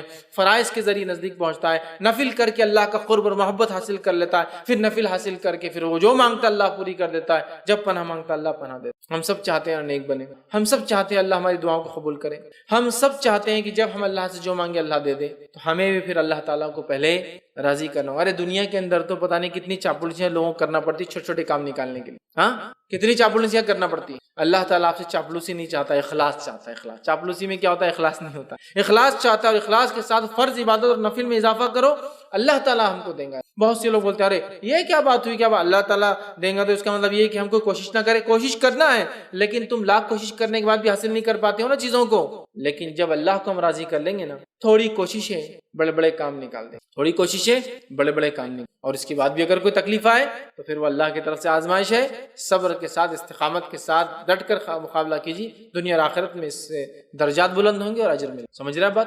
یہ بات کو سمجھنے کی ضرورت ہے، یہ بات کو سمجھنے کی ضرورت ہے۔ تو اللہ سے قریب ہونا ہے۔ دنیا میں ہم کام نکالنے کے لیے سب کچھ کرتے ہیں لوگوں سے، اگر ہم چاہتے ہیں کہ ہمارا کام عرش والا کر دے، دنیا کی ساری مصیبت، مشکلیں، پریشانیاں حل، اور موت کی اور موت کے بعد کی اور آخرت کی وہ تمام چیز، تو پھر ہم جو ہے آسمان والے کو راضی کر لے۔ ہو سکتا دنیا والے ناراض ہو جائے، اس سے کوئی مسئلہ نہیں، لیکن اللہ راضی ہو جائے۔ لیکن ہمارا معاملہ یہ ہے کہ ہم اللہ کو ناراض کرنا چاہتے اور دنیا والوں کو راضی کرنا چاہتے، تو اللہ تعالیٰ بھی پھر انہی کے سامنے ہم کو جھکاتا رہتا۔ تو اللہ کے نیک بندوں کی صفت آ گئی، فرائض کا اہتمام کیجیے، فرائض کے اہتمام نفل میں اضافہ کیجیے، دیکھیے اللہ تعالیٰ کہ ہم دوست بن جاتے ہیں، ٹھیک ہے۔ تو اس کی ہم کوشش کریں کہ نوافل کو ہم زیادہ زیادہ کریں۔ یہ 6 نکات تھے، اور اس کے اندر 2 حدیثوں میں 2 فائدے نظر آئے، تو ایسے کل ملا کے 8 سے 9 فائدے ہم نے دیکھے، فضائل دیکھے، جو نفل نماز کی ادائیگی سے درجات کا بلند ہونا، گناہوں کا مٹا دیا جانا ہے نا، گھر میں خیر اور برکت کا آنا، اللہ سے قرب حاصل کر لینا، نبی اکرم صلی اللہ علیہ وسلم کے ساتھ جنت میں جانے کا ذریعہ بننا، ٹھیک ہے۔ اس کے بعد اس حدیث کے اندر کتنے فائدے آ گئے، کتنے فائدے کہ بندہ نفل کا اضافہ کرتا ہے، اللہ کی محبت آتی ہے اور اس کے بعد اللہ اس کا دوست بن جاتا ہے، جو اس سے دشمنی رکھتا ہے اللہ اس کے خلاف اعلان جنگ کر دیتا ہے، اللہ تعالیٰ وہی سناتا ہے جو اللہ چاہتا ہے، اللہ وہی دکھاتا ہے جو اللہ چاہتا ہے، وہی پکڑتا ہے جو اللہ چاہتا ہے، اس راہ پہ چلتا ہے جہاں اللہ چلانا چاہتا ہے، ہر چیز ہو جاتی ہے۔ تو ایسے 10 فضائل ان 6 سے 7 حدیث میں ہم نے دیکھے جو نفل نماز کے ہوتے ہیں۔ ہمیں کوشش کرنا چاہیے، ہم چاہے مرد ہو چاہے عورت ہو، ہم خوب نوافل میں اضافہ کریں، زیادہ سے زیادہ نوافل کو پڑھنے کی کوشش کریں تاکہ اللہ کا قرب حاصل ہو، محبت حاصل ہو۔ اور یہ اصل یاد رکھیے، جو اللہ کا قرب حاصل کر لے، محبت حاصل کر لے، اللہ اس سے راضی ہو جائے، بس اس نے تو آخرت میں کامیابی پا لی، یاد رکھیں، ٹھیک ہے۔ تو لہٰذا نفل نمازوں کے بڑے فوائد ہیں، ہم سب کو چاہیے کہ ہم فرض کے علاوہ نفل کا بھی اہتمام کریں۔ اللہ تعالیٰ سے آخر میں دعا ہے کہ اللہ سبحانہ تعالیٰ ہم تمام کو فرض نمازوں کے علاوہ نفل کا اہتمام کرنے کی خصوصی توفیق عطا فرمائے، اور ہم تمام کو جو ہے خوب نوافل پڑھنے کی توفیق عطا فرمائے، اور اللہ تعالیٰ ہمیں اس کے ذریعے اپنا قرب، اپنی نزدیکی، اپنی محبت حاصل کرنے کا اسے ذریعہ بنانے کی توفیق عطا فرمائے۔ جب تک ہمیں زندہ رکھے، اسلام اور ایمان پر زندہ رکھے، خاتمہ ہمارا ایمان پر ہو۔ وآخر دعوانا، اصل تو یہ ہے کہ رمضان کا مہینہ ہے، آپ چاہ رہے ہوں گے کہ بھائی اضافی عمل کرو، نماز پڑھو، نوافل میں اضافہ کرو، تو جب آپ عشاء کے بعد تراویح پڑھتے ہیں تو اس کو نفل نیت سے آپ پڑھیے، نفل نماز پڑھ رہے ہیں، اور اس کے بعد رات میں آپ جب تہجد کو اٹھے تو تہجد کی نیت سے پڑھے، تو یہ آپ کی تراویح نفل ہو جائیں گی۔ اور تہجد جو ہے وہ چونکہ نبی اکرم صلی اللہ علیہ وسلم کا عمل ہے، وہ سنت ہے، تو بہرحال وہ سنت میں شامل ہو جائیں گی، تو لہٰذا یہ نفل میں ہو جائیں گی، تو ایکسٹرا نفل، اور وہ جو ہے جو خاص جو آپ صلی اللہ علیہ وسلم پڑھتے تھے ہمیشہ اس میں ہو جائیں گی، تو آپ دونوں ایسا کر کے رات میں پڑھ سکتے ہیں۔ ہاں، اگر آپ تراویح پڑھتے ہیں اور اس کے بعد نماز پڑھتے ہیں تو پھر وتر کی نماز نہیں ہوں گی، یاد رکھیں، وتر آپ کو چھوڑنا پڑیں گی، پھر آپ رات میں تہجد پڑھیں اور تہجد کے بعد پھر آپ وتر کی نماز ادا کریں۔ روزے کی قضا کب تک ہے رمضان؟ دیکھیے بھائی نے ایک سوال کیا کہ رمضان کے روزوں کی قضا کب تک ہے، تو پچھلے سال کے روزوں کی قضا یہ سال کے چاند دکھنے تک ہے، اگر نہیں کریں گے تو گناہگار ہو جائیں گے یہ سال کا چاند دکھنے پر۔ تو جس نے مرد اور عورتوں نے پچھلے سال کے روزے اب تک نہیں رکھے ہیں تو ابھی رمضان کو موقع باقی ہے، 7 تاریخ سے یا 6 تاریخ سے رمضان ہوں گے، فوراً جو ہے اپنی قضا روزوں کو پورا کر لے، اس لیے کہ اگر پھر رمضان آ گئے تو وہ گناہگار ہو جائیں گے، چونکہ رمضان کے روزوں کی قضا رمضان کے خاتمے کے بعد جس رمضان میں چھوٹے روزے اگلے رمضان آنے تک ہے۔ ماں عائشہ فرماتی ہے ہم لوگ رمضان میں کچھ ہمارے روزے چھوٹ جاتے اور ان روزوں کو شعبان آنے تک مکمل نہیں کر پاتی، تو پتہ چلا 1 سال مدت ہے اور شعبان میں صحابیات اپنے روزوں کو مکمل کرتی، اس کے بعد کا مہینہ رمضان ہوتا تھا۔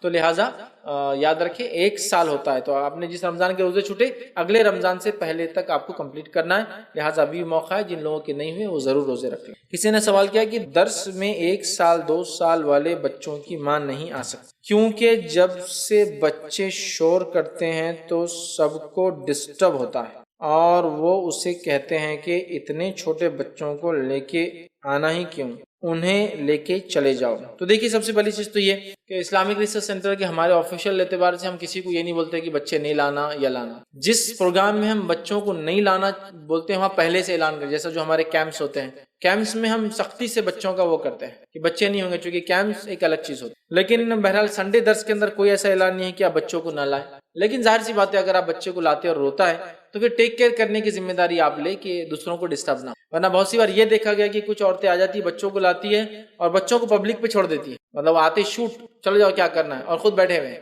یہ تو ایک ہیڈ ایک ہے سب کے لیے، کوئی دوسرا کیوں آپ کے بچوں کو وہ کرے، یہ تو ہیڈ ایک۔ لیکن اگر آپ نے بچوں کو لاتے ہیں، لا کر ان کو سنبھالتے ہیں، اس کے علاوہ اگر وہ شور پکار کرتے تو آپ نکل جائیے پھر باہر، ظاہر سی بات ہے اب ہم ایسا الگ ایریا مینیج نہیں کر سکتے کہ بچوں کے رونے کا ایریا اور عورتوں کے بیٹھنے نہیں کر سکتے، تو آپ بچے کو نکلے باہر آ کے تھوڑا سنبھالے کریں، پھر آپ لے کے جائیں، وہ تو کچھ ہو سکتا ہے۔ لیکن اگر یہ ہو رہا ہے کہ بچے کو چھوڑ دیا جا رہا ہے پبلک پر، پھر وہ چیخ رہا ہے، چلا رہا ہے، دوسروں کو تنگ کر رہا ہے، دوسروں کو بچوں کو مار رہا ہے، پرابلمس ہو رہے ہیں، تو پھر تو دوسرے بولیں گے، لیکن عموماً ہمارے طرف سے کسی کو روک نہیں ہے کہ ایسا نہ کرے بس، لیکن آپ لائے تو یہ چیز طے کرے کہ آپ کا بچہ روئے نہ، ستائے نہ، یا دوسروں کو تکلیف نہ دے۔ تھوڑا بہت بہرحال ہوتا ہے، بلکہ میں تو پریفریبل کہتا ہوں بچے آنا چاہیے، یہ بچپن سے آئیں گے تو کچھ چیزیں سیکھیں گے، ایٹیکیٹس، مورلس، مجلسوں محفلوں میں کیسے رہنا ہے۔ بہت سی بار والدین مجلسوں میں جاتے ہیں تو بچوں کو لے کے نہیں جاتے ہیں کہ تو وہاں وہ تنگ کریں گے، تو کبھی ایٹیکیٹس سیکھ بھی نہیں پاتے ہیں کہ مجلسوں میں کیسے رہنا چاہیے۔ تو ایسا ہمارے طرف سے کوئی وہ نہیں ہے، لیکن ہاں اگر بہت زیادہ وہ ٹربل دیں گا تو ظاہر سی بات ہے لوگ آپ کو بولیں گے، تو آپ ایسا کچھ نظم بنائیے کہ بچہ اگر روئے تو آپ اس کو فوراً اٹھا لے، سنبھال لے، یا کچھ کھلانے پلانے کا رکھیے، یا اٹھ کر باہر چلے جائے تاکہ دوسروں کو ڈسٹرب نہ ہو، اور جو لوگ بیٹھے ہیں کبھی کبھار تھوڑا بہت ڈسٹربنس کو برداشت کر لے، اس کا بھی فائدہ اور انشاءاللہ اجر اور ثواب آپ کو ملے گا، ٹھیک ہے؟ اس لیے کہ دیکھیے عموماً میں بھی لیکچر دیتا ہوں، کبھی کبھی چھوٹے بچے آ جاتے ہیں ڈسٹرب کرتے ہیں، لیکن کبھی میں برا نہیں مانتا ہوں، میں سوچتا ہوں آج یہ ڈسٹرب کرنے والا بچہ بنے گا اور کل یہی باصلاحیت ایک اچھا مسلمان بنے گا۔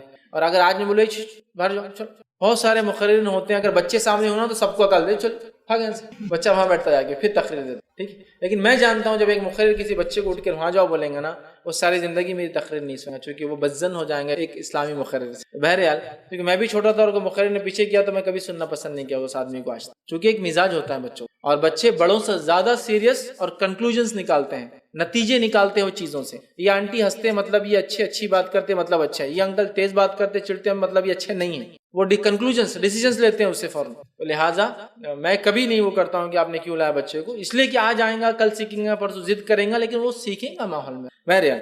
تو یہ کوئی ایسا مسئلہ نہیں ہے، لیکن بس اتنا ہے کہ اگر کوئی سیویرٹی بڑھ جائے کیس کی تو تھوڑا آپ مینیج کر لیں تو انشاءاللہ میں سمجھتا ہوں آفیشیل ہمارے طرف سے ایسا کچھ بھی نہیں ہے، بلکہ میں خوش ہوتا ہوں چھوٹے بچے آ جائیں گے، کل ہی بچے سیکھیں گے دین اور اس پہ بہرحال عمل۔ السلام علیکم فیض بھائی، میرا سوال تھوڑا ہٹکے ہے۔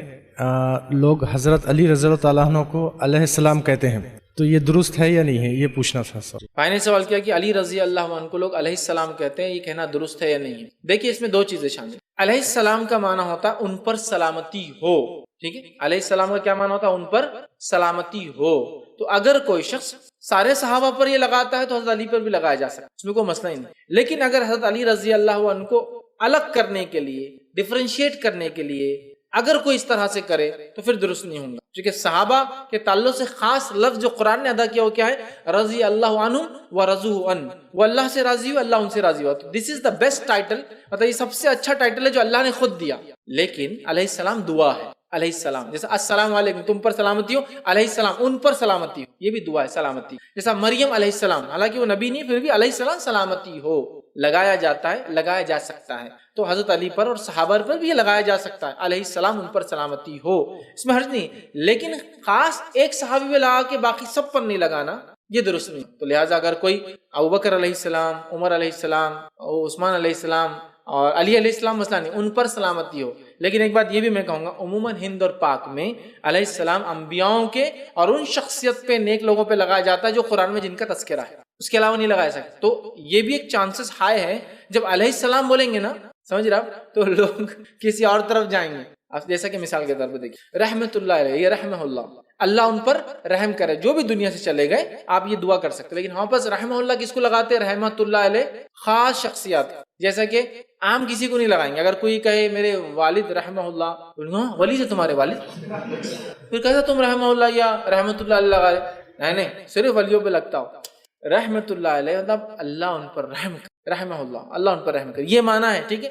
تو انڈیا میں مخصوص ہے رحمہ اللہ، ولی، علیہ السلام نبی اور قرآنی شخصیات۔ تو اسی لیے میں کہہ رہا ہوں احتیاط کا پہلو یہ ہے کہ وہ ٹائٹل ہی آپ دے جو ٹائٹل اللہ رب العزت نے قرآن میں دیا، جن سے لیکن اگر کوئی کہیں علیہ السلام میں مسئلہ کیا ہے بھائی، مسئلہ کیا ہے، سمجھ رہے بات کو، مسئلہ کیا ہے، تو پھر آپ کو یہاں سمجھنا ہوگا کہ دوسرے صحابہ بھی اگر آپ لگاتے ہیں تو ان پہ بھی لگا سکتے، جیسا رضی اللہ عنہ، ٹھیک ہے؟ رضی اللہ عنہ کا معنی اللہ جن سے راضی ہوا یا اللہ جن سے راضی ہو، دونوں سے غیر معلوم ہے، یہ دونوں کے لیے ہوتا ہے۔ اسی لیے کچھ جگہ آپ دیکھیں گے لوگوں نے تابعین، تبع تابعین کے نام کیا بھی رضی اللہ عنہ لگا دیا، لیکن وہ عربک گرامر کے اعتبار سے ہو معنی میں ہے اور ہوا معنی الگ ہوتا ہے، سمجھ رہے آپ؟ لیکن پھر بھی انڈیا میں آپ لگائیں گے تو بہت بڑا خطرہ ہے کسی غیر صحابی کو، سمجھ رہے آپ؟ تو بہرحال یہ چیز کو بھی آپ کو سمجھنا چاہیے، ایز اے میننگ لفظ کا علیہ السلام ان پر سلامتی ہو لگ سکتا ہے، ہم دعا دے رہے ہیں ان پر سلامتی ہو، لہٰذا خاص نہ کرتے، اگر عام کر رہے ہیں صحابہ کو تو ٹھیک ہے، لیکن صحابہ کو چونکہ اللہ نے خود ٹائٹل دیا، میں سمجھتا ہوں وہ دینا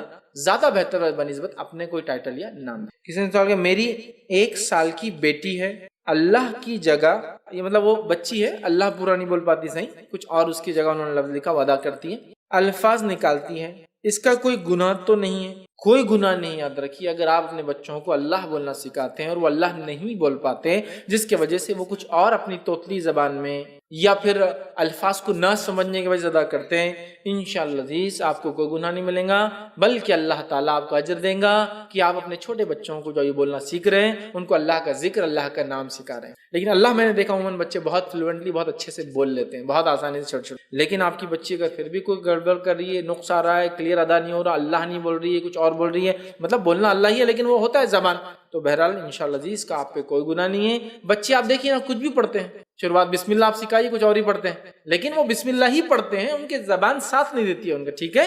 تو لہٰذا آپ کو اجر ملے گا اس کا الٹا کہ آپ نے بچوں کو سکھایا، اور انشاءاللہ عزیز کوئی گناہ نہیں. لیکن میں جانتا ہوں لوگوں کا بڑا مسئلہ ہے، ٹھیک ہے، لوگوں کا بڑا مسئلہ ہے. جیسا کہ ایک صاحب ایک مرتبہ ایک جگہ کھڑے تھے، وہاں کچرا تھا، وہاں سے ہٹ کے ایک صاحب کا نام لیا. تو میں نے کہا آپ وہاں سے ہٹ کر کیوں نام لیا؟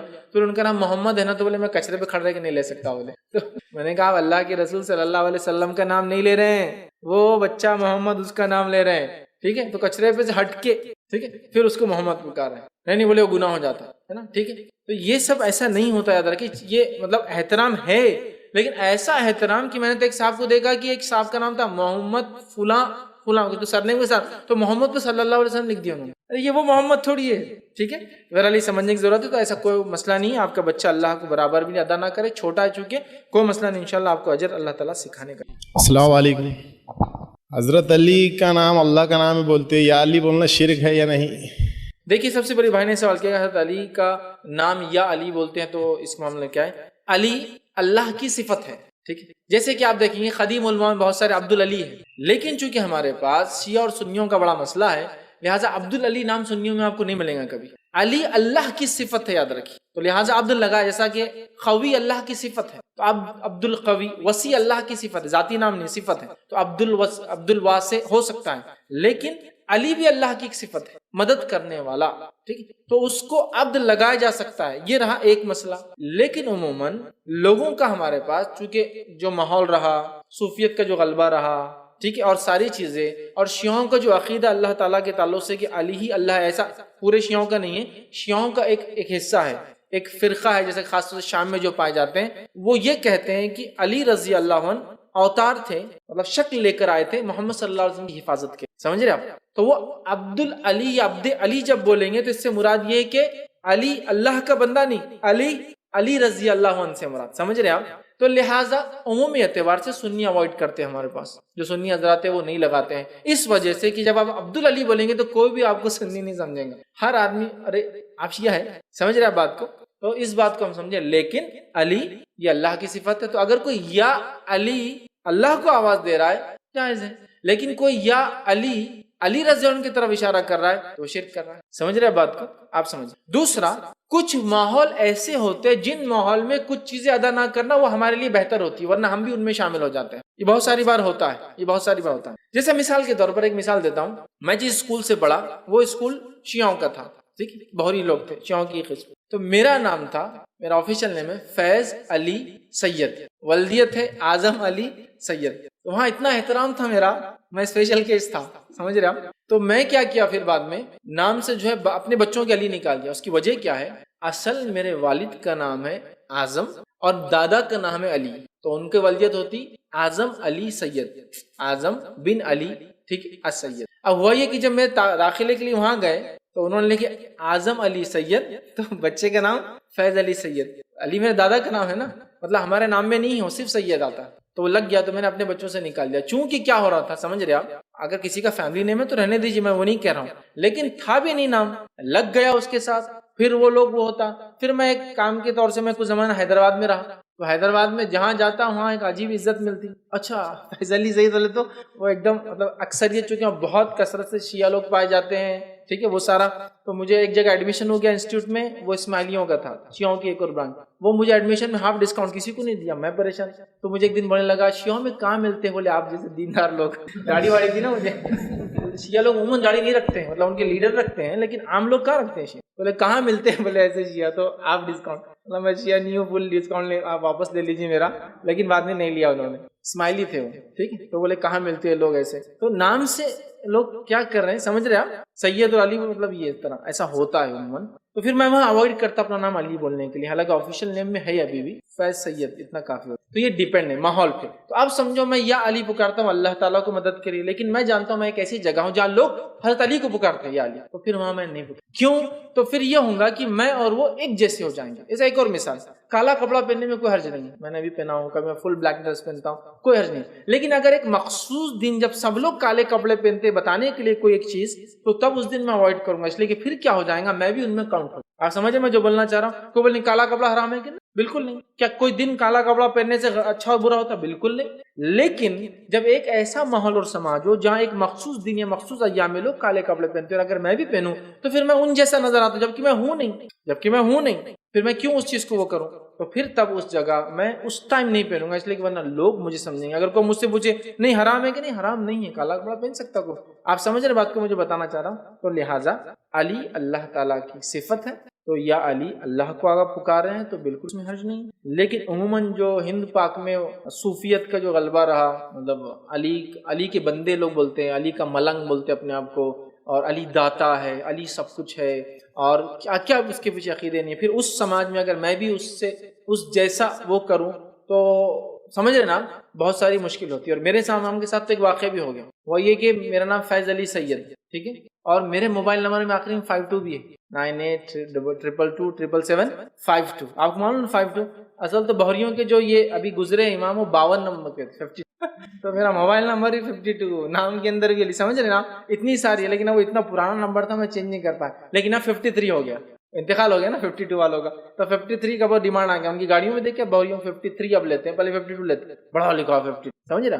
تو یہ سمجھ رہا اب ایسے واقعات سمجھو یہ حالت ہو گئے. میں اوائڈ کرنا چاہ رہا ہوں چونکہ لوگ ویسے ہی سمجھتے ہیں پھر، ٹھیک ہے. تو بہرحال تو ایسی جگہوں پہ آپ کیا کیجیے، ایسی چیزوں کو اوائڈ کیجیے، ورنہ پھر کیا ہوتا ہے کہ اس سے لوگ آپ کو وہ سمجھتے ہیں جب کیا وہ ہے نہیں. ٹھیک ہے، تو یہ پرابلم. ورنہ علی اللہ کی صفتی نام ہے، آپ یا علی بول سکتے ہیں.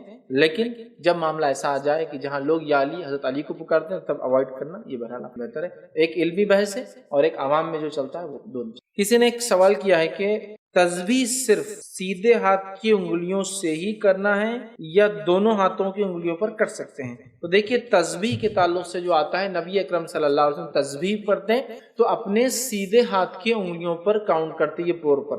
الٹے ہاتھ کے تعلق سے کوئی دلیل یا روایت نہیں ملتی سوائے کچھ ضعیف روایتوں. ٹھیک ہے، تو تسبیح آپ سیدھے ہاتھ کی انگلیوں پر کاؤنٹ کرتے نبی اکرم صلی اللہ علیہ وسلم. تو میں بھی کہوں گا کہ الٹا ہاتھ چونکہ روایت ضعیف ہے اوائڈ کرنا بیٹر ہے، اور صرف سیدھے ہاتھ کے اوپر گنے. میکسیمم تسبیح آپ کی 100 ہے، 33 والی ہے نا. تو میں سمجھتا ہوں 100 والی بھی آپ 12 ہوتے آپ کی انگلیوں میں، آپ کو صرف یہاں تک گننا ہے. 9 10 11 کے 3 ہو گئے مطلب 33 ہو گئے، پھر 11 کے 3 ہوئے 33 کافی ہے.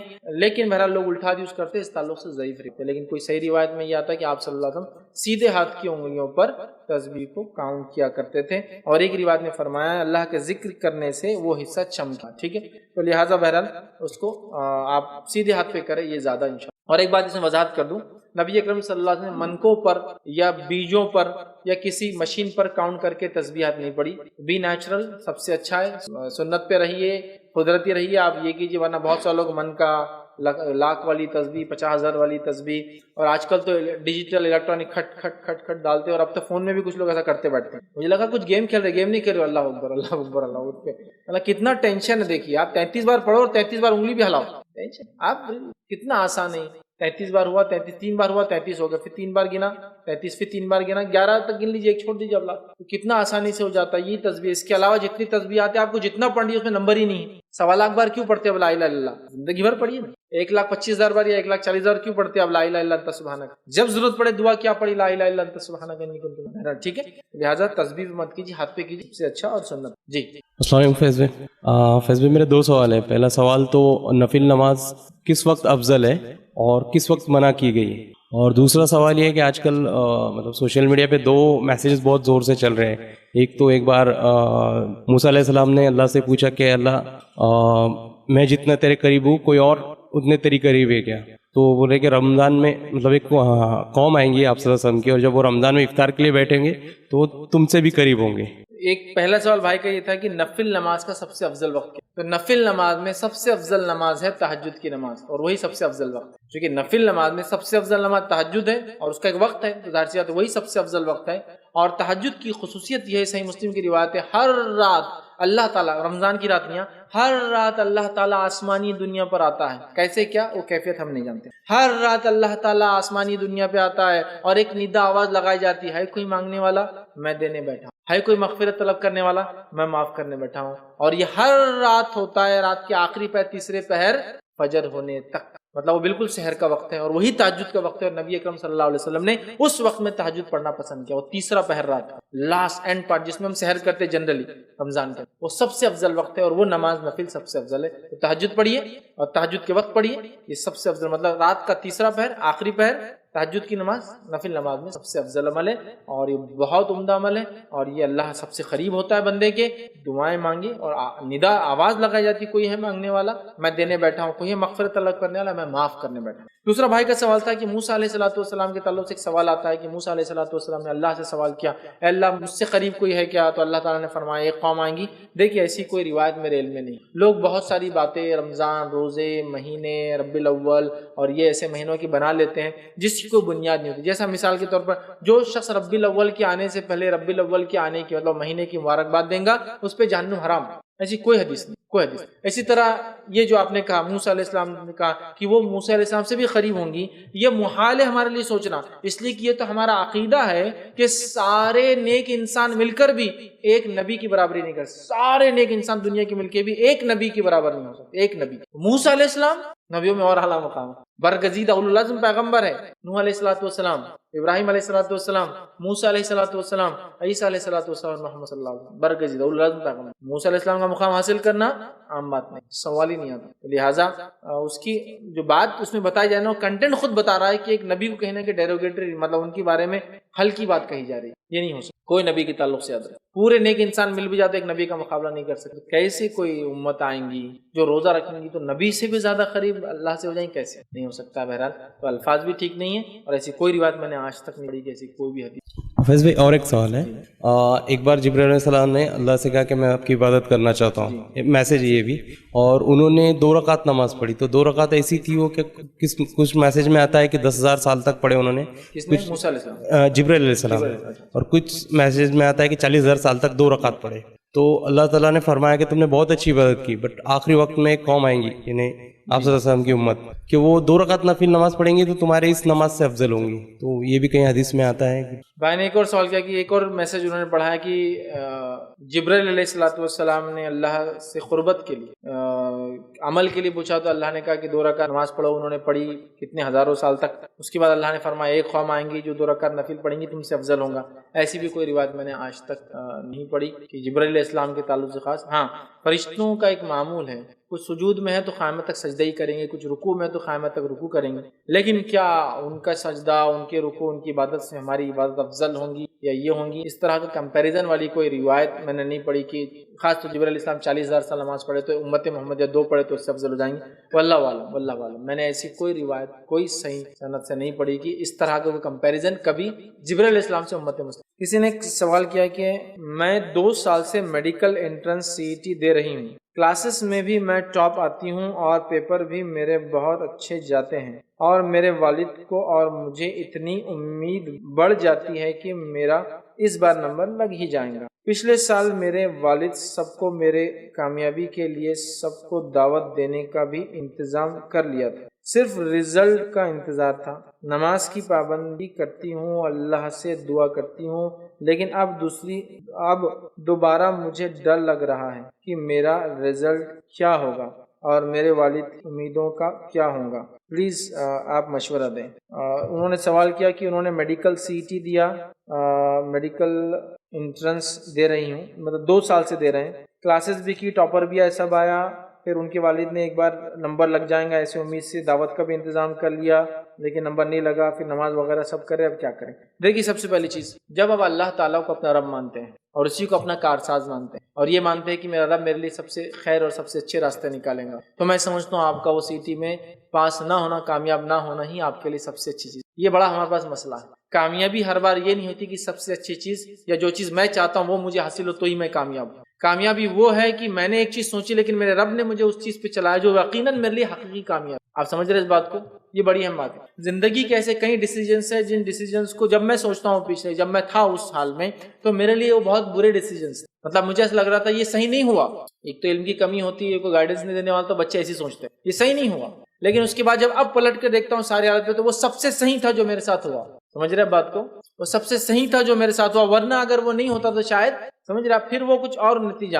تو ہم انسان بہت شارٹ سائٹڈ ہوتے ہیں, بہت نزدیک کا دیکھتے ہیں. جب آپ نمازی ہیں, سب کچھ کر رہے ہیں, اللہ پر توکل کر رہے ہیں اور سب کچھ اچھا ہونے کے بعد بھی آپ کا نمبر نہیں لگنا, this is something good for you. میں کہوں گا یہ آپ کے لیے اچھا ہے, تبھی تو اللہ تعالیٰ آپ کے لیے چوز کرا, اس لیے کہ ہو سکتا ہے کوئی چیز کو ہم خیر سمجھے لیکن ہمارے لیے شر, اور کسی چیز کو ہم اپنے لیے شر سمجھے ہمارے لیے خیر ہو. اس کی ایک مثال دیتا ہوں. ایک واقعہ تھا مصر کا کہ ایک صاحب ٹیچر تھے سعودی عرب میں, جاب کے لیے وہاں تھے. اپنے شہر سے نکلے, قائرو کے اندر فلائٹ لینا تھی, سعودی عرب پہنچنا تھا اور مطلب جاب پر پہنچنا بہت ضروری تھا.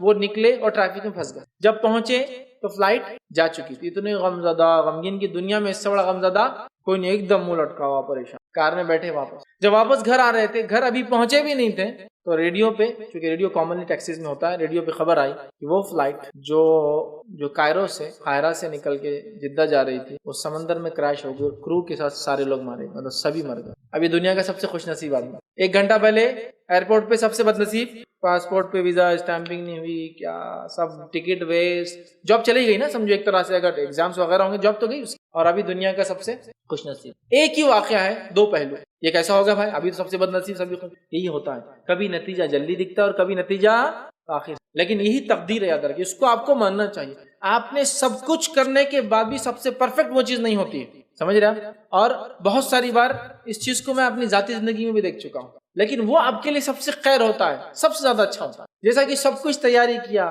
سب سے جلدی گیا, اس چیز کے لیے سب سے زیادہ مجھے امید تھی کہ میں وہاں پہنچ جاؤں گا, اور اسی دن کی فلائٹ مس ہو جانا. ایک تو آنکڑے بھی سامنے آتے 5 فگر کے جو ڈوب جاتے فلائٹ مس ہونا والے تو, اور دوسرا وہ جو چیز اٹینڈ کرنے آپ جا رہے تھے, وہ پروگرام, وہ چیز آپ سوچ رہے ہیں کیسا ہوتا ہے, مس ہو جاتا ہے. سامنے والوں کی امیدیں, ان کی تیاریاں, اور آپ مس ہو, لیکن وہی خیر ہو. سمجھ رہے ہیں؟ ہوتا ہے انسان کے ساتھ کہ یار ایسا کیسا ہوگا, میں نے سب کچھ کیا, جلدی نکلا اورنگ آباد سے, فلاں ہوا, یہ ہوا, ایسا کیا, بامبے پہنچ گئے جبھی, اور پھر اس کے بعد بھی یہ کر رہے, اسٹاف پہ چلا رہے وہاں کے, اور یہ کر رہے, اور سمجھ رہے بات کو. لیکن پھر سمجھ میں آتا ہے کہ ہمارا ایک پلان ہے اور اللہ کا ایک پلان ہے, وہ سب سے بہتر, اس کو آپ قبول کر لیجیے. تو میں کہوں گا آپ نے سب کچھ کیا, ابھی بھی سب کچھ کیجیے, اللہ سے اچھی امیدیں رکھیے. اس کے بعد بھی رزلٹ اگر وہ نہ آئے جو آپ چاہتے ہیں تو یہ سمجھ لیجیے اللہ نے اس کے علاوہ آپ کے لیے سب سے بیسٹ آپشن جو آپ کے لیے اچھے وہ رکھے ہیں, اس کو آپٹ کر لیجیے اور آگے بڑھ جائیے. یہ سوچے بغیر کہ آپ کا CT میں یا آپ میڈیکل انٹرنس پاس ہونا تھا, چھوڑ دیجیے اور لگ جائیے.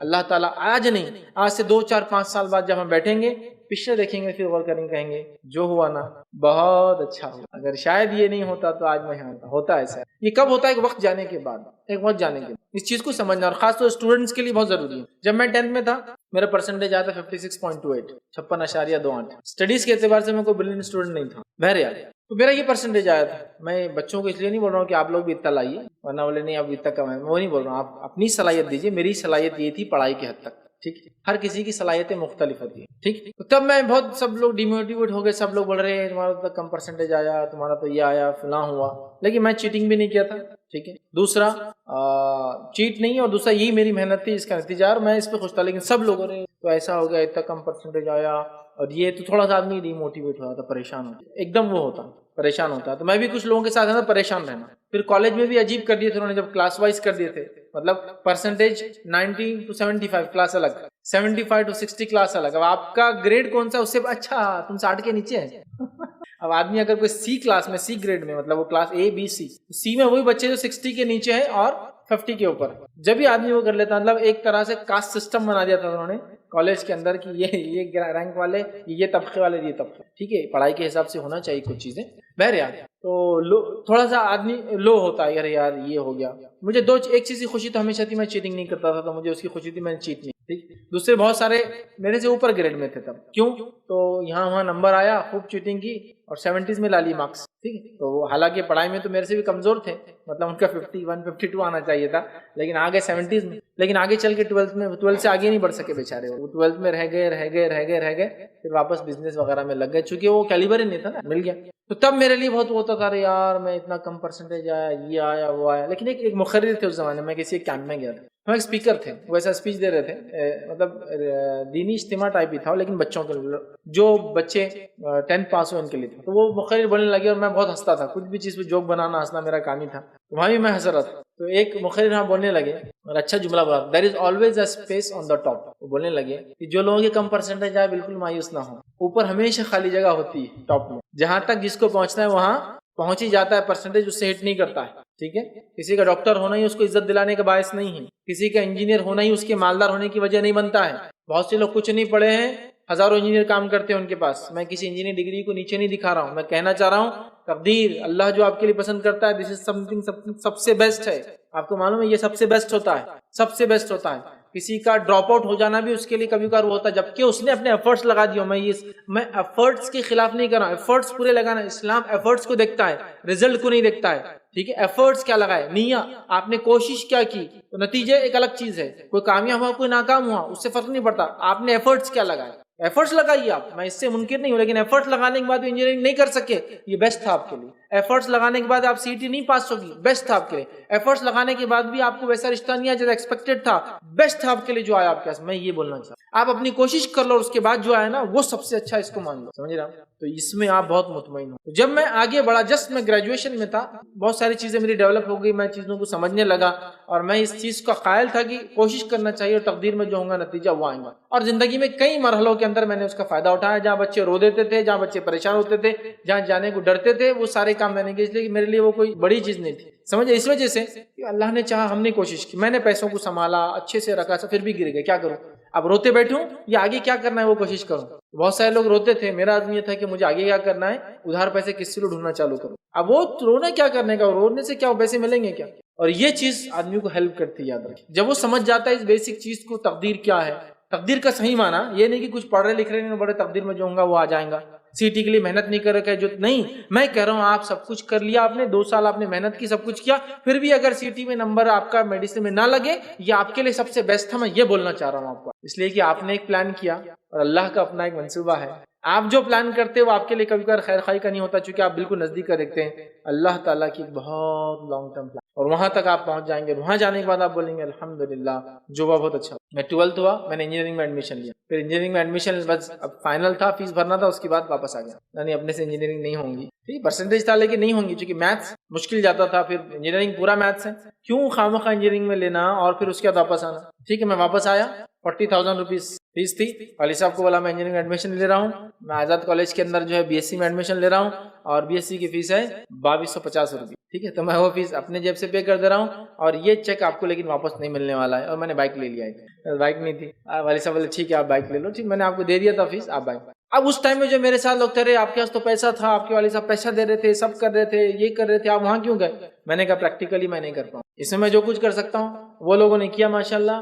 کچھ لوگوں کا یہ ہوا کہ اس ٹائم لگ کے آ گیا کہ نان, جس کو بولتے ہیں نا ایلیجیبل فار IT فیلڈ. ٹھیک ہے, مطلب 5 سال فیل ہوئے ایک ہی کلاس میں.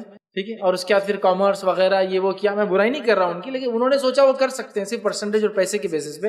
میں پیچھے آ گیا, میں نے کہا نہیں, اگر تقدیر میں ہوں گا نا وہ سب چیزیں معنی نہیں رکھتی آپ کے ڈگریز, آپ میں نہیں کر سکتا. ظاہری طور سے میری وہ صلاحیت نہیں, اور پھر بھی میں کہوں تقدیر پہ اعتماد, چلو گھسو, یہ ٹھیک, میں نہیں گیا.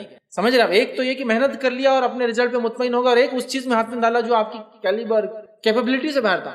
سمجھ رہا, میں پیچھے ہٹ گیا وہاں. اور میں وہ لوگ 2003 مطلب کوئی 1 2 3 4 میں پاس ہو گیا, میں 2000 میں گریجویشن ہو گیا تھا. 97 میں پاس ہوا, 2000 میں گریجویشن. ٹھیک, پوسٹ گریجویشن 2003 میں ہو گیا, اور میرا تعلیم کا سلسلہ چل ہی رہا تھا. میں آپ کو یہ بتانا چاہ رہا ہوں, آپ اس سے ڈی موٹیویٹ مت ہوئیے, آپ اپنی کوشش کیجئے, اس کے بعد جو نتیجہ ہے وہ اللہ کی طرف سے تھا, وہ آپ کے لیے سب سے اچھا تھا, اور آگے بڑھ جائیں. مایوس, ڈپریس یہ مت سوچیے میں ڈاکٹر نہیں بن سکی یا میرے میں صلاحیت تھی دوسرے بن گئے. ان میں جو صلاحیت تھی اللہ نے جو ان کے لیے بہتر سمجھا وہاں پہنچا دیا. آپ کی جو صلاحیت ہے آپ کے لیے جو بہتر, اللہ آپ کو وہاں پہنچا دیں گا. میں یہ بولنا سمجھ رہے ہیں, یہ بڑی اہم چیز. اور اللہ تعالیٰ کیسے لوگوں کی مدد کرتا ہے, رزق کیسے آتا ہے, یہ نہیں سمجھ سکتا ایک آدمی، جب اس کا رب دیتا ہے نا بس وہ اس کی شکر ادا کر سکتا. یہ بات آپ لکھ کے رکھ لیجیے. جب میں کالج میں تھا بہت سارے غیر مسلم میرے دوست تھے، ان کے ساتھ رہے کبھی کبھار ذہن میں ایسا بن جاتا ہے کمانے کا. ٹھیک ہے کمانا ہے، لیکن رزق دینے والا کون ہے؟ اللہ ہے. تو پھر مجھے محنت کرنا ہے. سمجھ رہے آپ؟ دینے والا اللہ ہے. یہ سمجھ، محنت میں نے کرنا ہے. جب انسان محنت کرے تو آپ دیکھیے کچھ لوگ ہوتے ہیں بیٹھ کر کماتے ہیں، کچھ لوگ محنت کر کے کماتے ہیں، کچھ لوگ کچھ نہیں کر کے کماتے ہیں، کچھ لوگ خالی نظر ڈال کے کماتے ہیں. معلوم انسپیکشن، کچھ لوگ ہوتے ہیں ایسے رینکس پہ ہوتے ہیں خالی انسپیکشن چیزوں کو دیکھتے ہیں اور خالی اس کو گریڈ کرتے ہیں، تو ان کو لاکھوں روپیہ ملتا ہے کہ ہماری کمپنی میں آ کے ذرا دیکھ کے جا کے گریڈنگ کرتا ہے، یہ کام ایسا، یہ کام بنا دیا، اتنی فیس ہو گئی میری 2 لاکھ 3 لاکھ بھیج دیجیے. ایسے بھی ہوتے ہیں. تو اللہ تعالیٰ رزق دینے والا ہے، رزاق ہے. تو لہٰذا آپ سے میں کہوں گا آپ کا سٹی میں نہیں لگا، کوشش کیجیے. کوشش کے بعد مایوس مت ہوئیے، ڈپریس مت ہوئیے، ٹینس مت ہوئیے، اسٹریسفل مت ہوئیے. آپ نے جو سوچا آپ کی ایک سوچ تھی، اللہ تعالیٰ اس سے اچھا آپ کو سوچ رہا ہے. جو ہو رہا ہے اس میں خوش ہوئیے اور آگے بڑھ جائیے. دیکھیے زندگی کے مرحلے پہنچنے کے بعد جب پیچھے مڑ کے دیکھیں گے تو بڑے خوش ہوں گے آپ کہ جو ہوا وہ سب سے اچھا ہوا. ٹھیک ہے، تو لہٰذا کوشش کرتے رہیے لیکن نا امید مت. السلام علیکم فیض بھائی. میرا سوال یہ تھا کہ بہت ساری مسجد میں جب اقامت پڑھی جاتی ہے تو بہت سارے لوگ حی علی الصلاۃ تک بیٹھے رہتے ہیں اور بعد میں اٹھتے حی علی الصلاۃ بولے بات. کیا یہ حدیث میں ہے ایسا؟ بھائی نے ایک سوال کیا حی علی الصلاۃ تک خاص بیٹھنا اور پھر وہ پڑھنے کے بعد اٹھنا کیا یہ حدیث میں؟ تو ایسا میں کسی حدیث میں نہیں جانتا ہوں کہ ایسا کوئی مسئلہ ہو جس میں حی علی الصلاۃ تک نبی اکرم صلی اللہ علیہ وسلم نے بیٹھنے کا حکم دیا اور اس کے بعد لوگوں کو کھڑے رہنے کا حکم، سوائے اس کے کہ ایک روایت آتی ہے جس کو لوگ پیش کرتے ہیں. وہ یہ تھا کہ نبی اکرم صلی اللہ علیہ وسلم پیچھے سے آ رہے تھے اور کوئی ایک صحابی نے جو اقامت شروع کر دی، یا پھر آپ کھڑے تھے شاید پھر جا کر آئے تو وہ اقامت شروع کر دی تھی، تو صحابہ بیٹھے رہے چونکہ امام سامنے تھا نہیں، یہ اقامت دے رہے امام نکل گیا تو صحابہ بیٹھے تھے اور حی علی الصلاۃ پہ آپ صلی اللہ علیہ وسلم جب آئے تو صحابہ پھر کھڑے ہو چکے، اب امام آ چکا. سمجھ رہے بات کو؟ ایک ایسا واقعہ آتا ہے لیکن اس کی مجھے سند اور حوالہ نہیں معلوم، تو وہ اس کو بیس بنا کر بولتے ہیں کہ نبی اکرم حی علی الصلاۃ بولنے تک صحابہ نہیں اٹھے. لیکن مسئلہ کیا تھا؟ آپ سے آگے بڑھے، اقامت شروع ہوئی اور پھر آپ نکلے کسی وجہ سے، پھر آپ واپس آئے تو صحابہ نے کیا دیکھا کہ نبی تو ہے ہی نہیں، اب اقامت ہوں گی بھی تو رکنا ہی ہے امام کے آنے تک، وہ بیٹھے رہے. پھر نبی اکرم صلی اللہ علیہ وسلم کے وقت پہنچے تو صحابہ اٹھ گئے کہ تو اب امام آ چکے تھے. سمجھ رہا؟ تو اس طرح کا مسئلہ تھا. اس کی بھی روایت میں نے سند نہیں جانتا، یہ واقعہ میں نے پڑھا تھا. لہٰذا لوگ اس کو بیس بنا کے بولتے ہیں حی علیہ الصلاۃ تک بیٹھے رہنا، پھر حی علیہ الصلاۃ تک بیٹھتے ہیں اور خود بیٹھتے نہیں. اگر کوئی کھڑا ہوا تو چلو نیچے بیٹھو، اور کچھ جگہ تو اگر نہیں بیٹھے تو بیچارہ پھر کہیں اور لیٹتا جا کر. ٹھیک ہے، مطلب مارتے ہیں اس کو، لٹرلی مارتے ہیں. حی علیہ الصلاۃ پہ اٹھنا چاہیے.